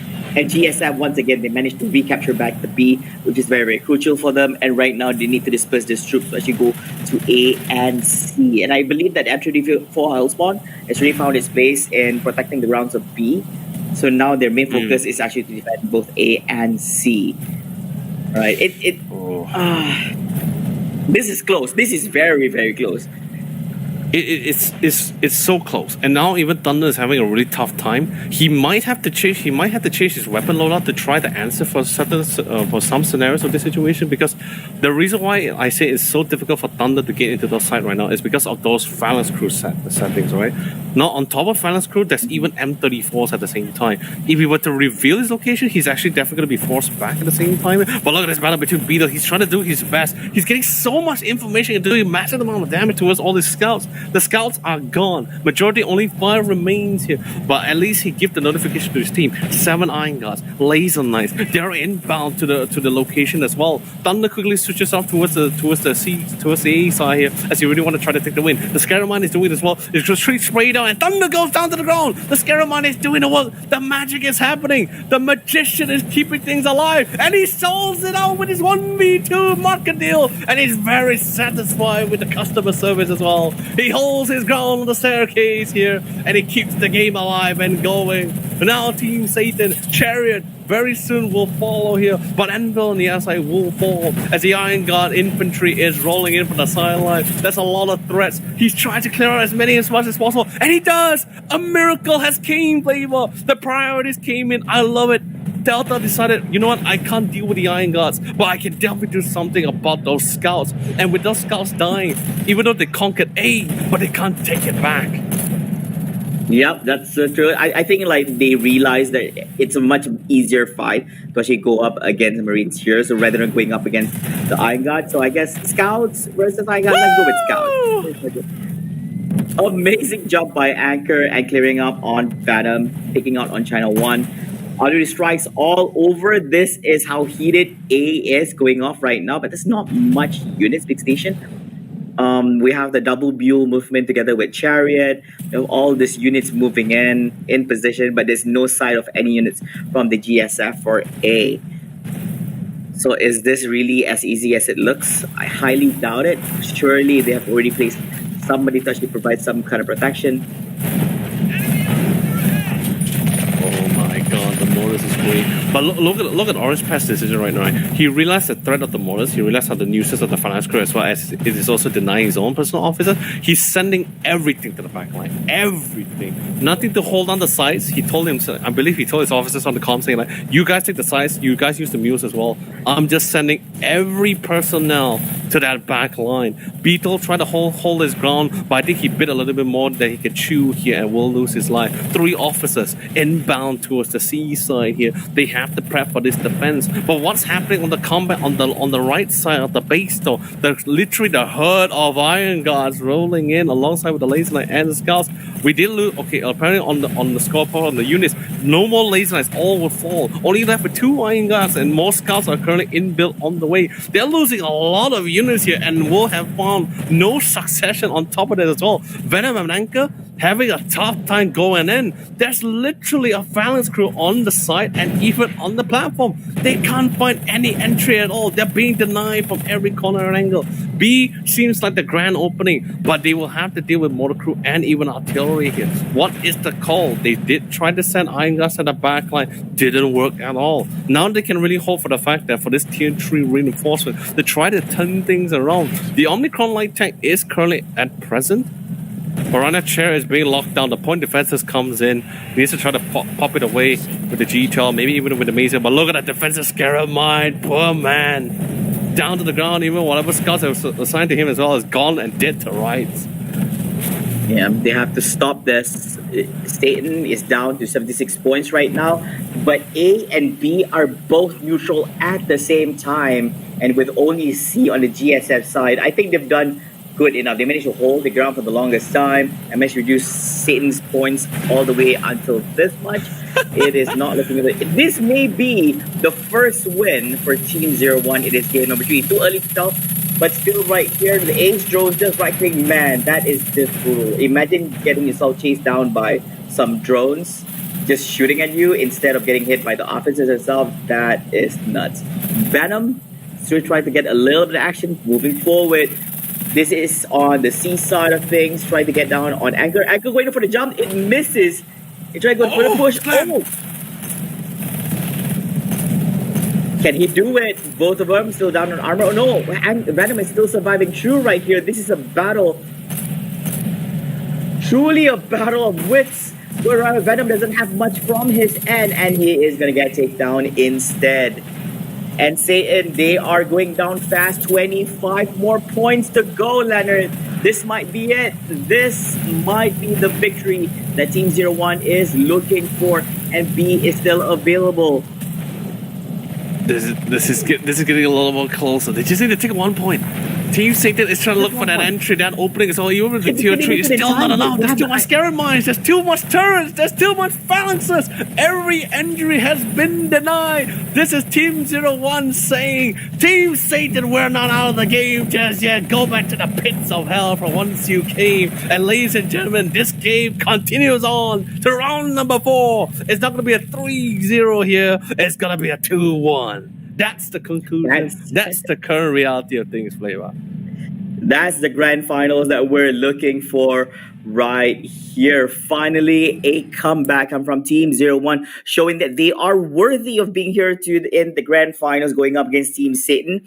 Although having such a strong 2-0 lead, unfortunately did not manage to secure and seal the deal in game number 3. Therefore, ladies and gentlemen, we're going to be going to game number 4 right after this. Congratulations to Team 01 for winning this game number 3. But hold on right there, ladies and gentlemen. They still need to win 2 more matches. Or should I say they just need to win 1 more match to force into a game number 5 to the deciding match. And if they don't manage to do so, basically, Team Satan takes the win by winning just 1 more match. All right? Loads of things going on right here. I'm glad. Yep. I'm personally glad. All right, that Team 01 managed to show that they deserve to actually be here and managed to actually take this win from Team Satan. It was such a close match. It was a very, very close match. Really good calls coming from both sides. Really good strategy. Both commanders are in tip-top conditions. I think that Team 01 was just a little bit rusty at the start because they did not fought any matches today. They went straight on going up against Team Satan, who have just cleared their match in semifinals too. So probably they're still pumped up and still good and raring to go compared to Team 01. Yeah, it has been a crazy 3 games here. They never relented. They never give up here. They managed to find the chink in the armor here, Flavor, and they managed to literally to block it up and crack it open here for themselves here to take back the round here. But of course, we're going to be taking a quick short break here, ladies and gentlemen, here. And let's see whether round number 4 will be the comeback round for real, or will it be the one to decide it all. So we'll see you guys very shortly after this quick short break.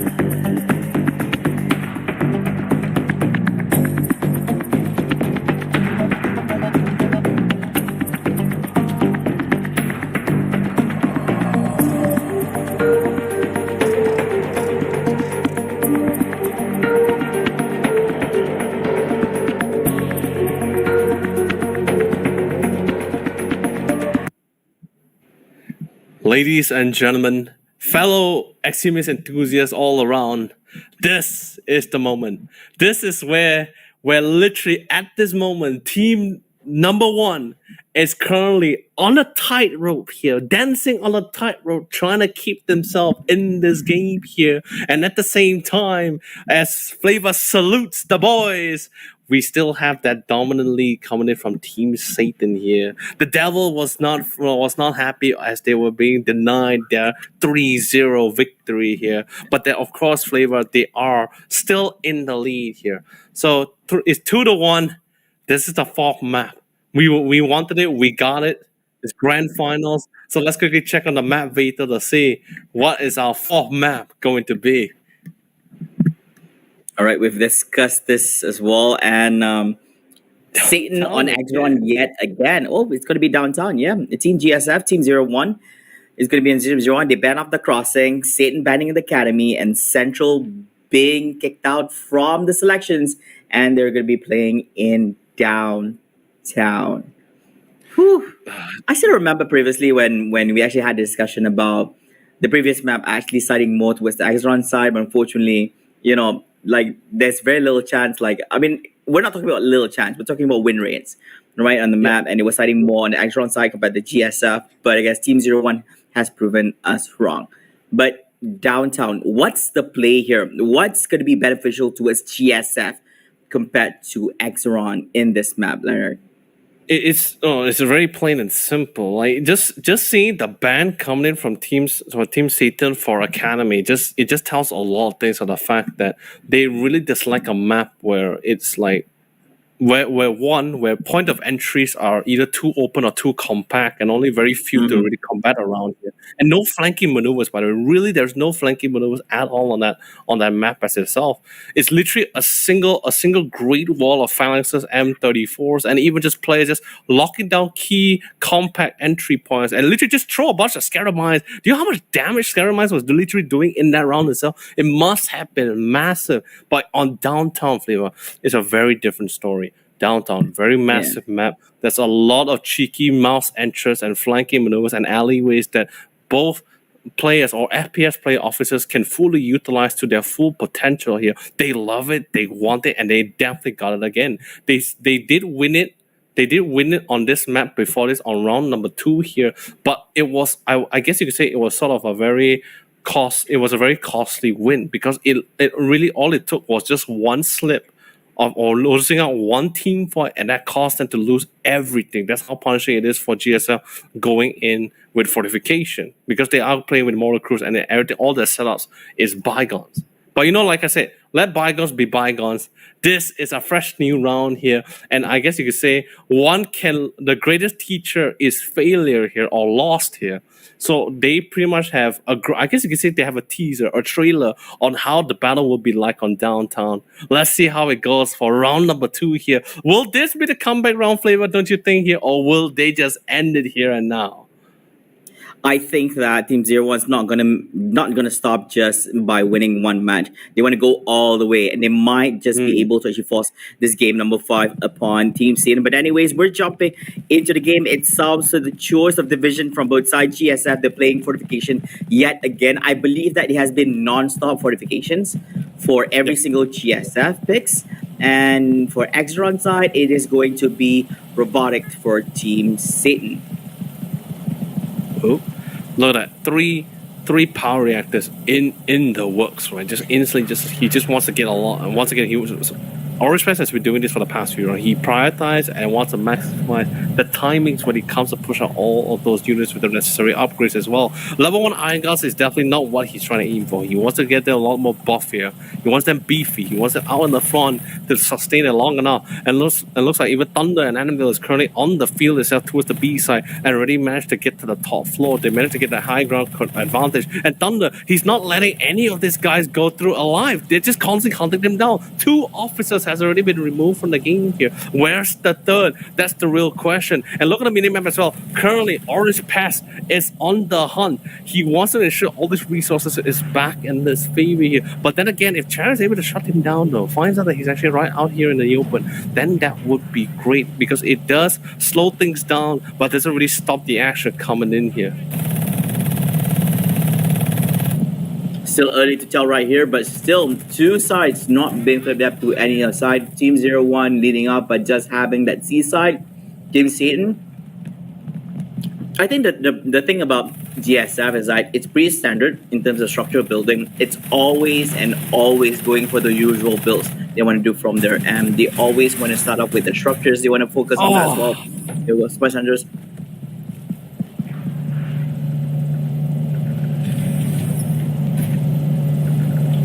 That was so close. I think they were trying to take over that one, right? Yeah, he was just in the middle of a thing. He because he was so confident that that was going to be a power plant point. He wanted to delay it, and the comms came in. He Orange instantly told his team hey, come back. There's an officer here. I really need this energy source. I really need it right here now, because if not, it will just mess up with my entire plan. But China won. This man right here alongside with Thunder. Flavor, you must understand how crazy it is. Although yes, they did die here, right? They did lose out the fight. They already saw the review for the fact, okay, it's the exact same thing. Team 0-1 is doing the exact same thing as they did the last time. They spot the rack spawning, they spot the engineer calling it down. But with this new opening for themselves, Beta and Bravo better get this B. They gotta get it locked down as quickly as possible. And Thunder is currently inbound. He's already managed to reach is almost there in time. Let's see whether Beta is able to keep him in track long enough for them to take this B for themselves. I think they're going to be able to do it. It should be no problem right here. B side, we've seen time and time again, this is actually the hot spot for fights going on right here. It's very crucial to actually hold on to this. It's not really so much of a high ground as well, but it's kind of hard because you force the enemy units to actually go up, high ground to go up against you because of the walls they have from the outer lanes as well. How I wish that Jessa would actually know they actually have a power reactor situated way inside over here. It's going to be jamming some of stuff coming up from their end. And yeah, Satan right now losing up. Initially, they actually had 2 of the capture points. They lost out the B, and right now they only have the A. So B and C going off the Team 0-1. But like I mentioned, it's still too early to say in the game as well. Everybody's going for the early progressions. And somebody's actually using the what's it? This is, let me see. Thunder using the usual. And I think it's the GSF side with some of the fakes coming in. So that's an early takedown right here. Beetle getting taken down. Thunder going upstairs. Is there any more units right here? He needs to clear this turret. You can't afford to actually get taken down. He doesn't have any more defense. Yep, but he managed to clear this up for there. And Nexron's going to be taking the B side. And now they have to go for defense. Anvil, got to be careful. He is all alone right here. And he's trying to clear up all the scouts coming out from the Axron side. It should be pretty easy for him. And there's just one more unit left. And that's a very easy clear coming out from the side. Dude, look at the priorities of these two players. They don't care too much about C. They just want the racks. They just want to stop this right here and now, because this is the only racks. There's nothing else. Every financial is all here. The only difference between round number 2 and this round number 4 is that the fact that they finally found it earlier, and literally before it fully came to full fruitions, they are planning to annihilate every finance crew here. They had to quickly set this up. They got the finance. They managed to get the finance firing squad to be preset, and it should be enough to force Chair to fall back. But this is only a temporary retreat. He's gonna flank to the other side here and start hammering down racks once again. There's only one engineer though, so definitely more engineers is in around. But Anvil definitely making the most of his time. If he can't get the racks now, you at least get the C side first and get the points back and more points back into their favor. Yeah, I think that's a huge advantage for them to actually notice down the racks. I think they kind of knew it was going to be there. It was there before. And I was like, hey, you know what? Probably if I went there, there's going to be a barracks over there. It's like, this is the most standard thing that could actually happen in this particular match itself. Oh no, Chariot getting down, but here comes the support coming on from Venom. And Anvil is going to bring him back up to his knees together with the Mule coming on from side as well. Should be no biggie right here. 3-man movement coming up from the Axron side. Actually. Wait, 4? So Thunder. Okay, ignore Thunder. He's not included in the 3-man movement. Oh man, but they are preparing for this push though. They really are, because in their mind right now is that if they shut this barracks down, it's pretty much game over. There's not to say that they can't come back from this, but the next time a Rex come down with the necessary reinforcement, it's gonna take a more longer time. And now with the Iron Guard core dropping towards the backline, Observer Rico, can we please go back to the Rex because they are coming with the impending push though. Jerry trying to hold on the line. He does have the reinforcement, but Bravo just couldn't deal with the massive Iron Guard core push coming to the line side. The Phalanx crew has fallen. Every Iron Guard that they had in their arsenal is fully committed to this one side alone. They did force out the Phalanx crew, but it's too late because in Envil and Chariot's mind is they don't care about the Phalanx crew. They want the rats, and that's the goal. They shut it down with the Mazer spray though, and the agents of darkness has come. And literally, and darkness has come to shroud upon Team 01. Yep, it's all about objective gaming right here, and they have achieved it. At this point into the game, it's not really that early, but 7 minutes in, taking the barracks, that is a huge win for them. And Team Satan also managed to actually capture 2 capture points, and they have no one over at A. A little bit too late to actually go for that. Actually, they do have somebody in A, and they're going to flip that as well. This will amplify the amount of points we reduce. For Team 01 as well. The field support's doing its thing right here, keeping on Venom. I think Venom is going to be taking these guys down instead. But the main infantry is there, and he's gone. He's no longer there. Now they need to place yet another support crew to be positioned at that angle to provide coverage for the whole street, looking down that south. In the meantime, this is at the... I think this is actually the... this is the A side movement right here. Mm-hmm. All of the sides still siding towards the Exron side. All this movement coming in. This is still the Exron. So where are the GSF members? What are they going to do about this? There are some movements going off in C. There's no resistance coming out in B side. It is going to be at A. But we have scouts being stationed as well, live with defensive measures. We have 3-man movement, Bravo, Chariot, as well as Beetle are here together with one combatant by the side. And including Thunder, he's coming into this side of the map as well. So A is gonna be the place to be. But is this really the best play that you want to pull? Because you don't have much time. You don't have victory points on your end. And Bravo and Beetle, Bravo's down. Beetle still surviving through on this one. He needs to survive, but he doesn't have anyone else right here. Thunder matching forward. He's actually the one with no armor inside, but then he has the balls to go forward and actually take down on Beetle. Oh, wait, they managed to find Kaiser though, but they didn't get the revive. There's coming the time. He just didn't get the final shot in, but no, he fails. He couldn't shut down the commander. Delta tried. Picky tried. He was almost there in that 1v5. But either way, with that grand opening of things, they managed to find an opening to try to take back the rest of the sites, but there's still so many Iron Guards for them to deal with. And we'll try to send in the Ace drone, but there's only literally out of the 3 Ace drone, only 1 sustains, 1 survive. The M34 finally rolls into the site to gain them some form of time.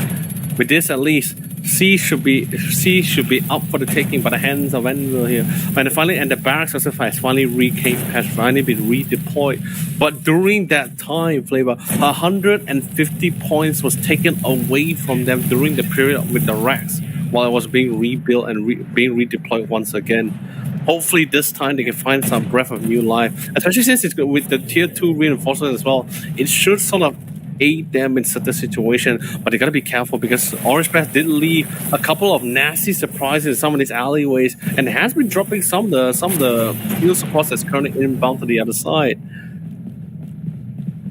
Yeah, I feel bad for Team 01 because it took them quite a while. It is still progress.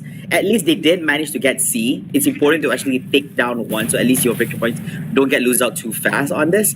But right now, what is the next game plan? Nobody's being stationed. Nobody's pushing out on A. Is B going to be the next one they're having? They're also having issues trying to defend C right now. So what Team Satan is doing is that they're putting pressure on C, so you don't have enough time. You don't have enough resources from your end. You don't have enough officers from your end to actually push out to B, because we're going to keep you occupied. You're going to be entertaining us, and this is the whole plan of it. The M34, hopefully they did manage to actually take this over once they had the M34, and the response is they're also going with mass production upgrade coming on from the Exron side.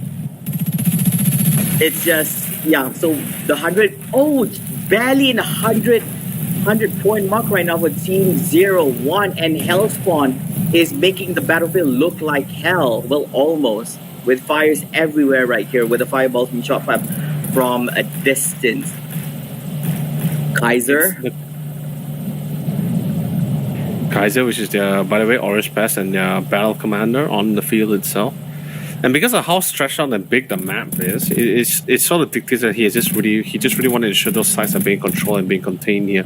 But look at the reinforcements, right? The priorities coming from the team here is literally like, if Kaiser's in danger or Kaiser is being gunned on, even if there's no risk of him dying, there's always going to be one player coming back. Whether it's going to be Chariot or Venom, they are going to come back to reinforce.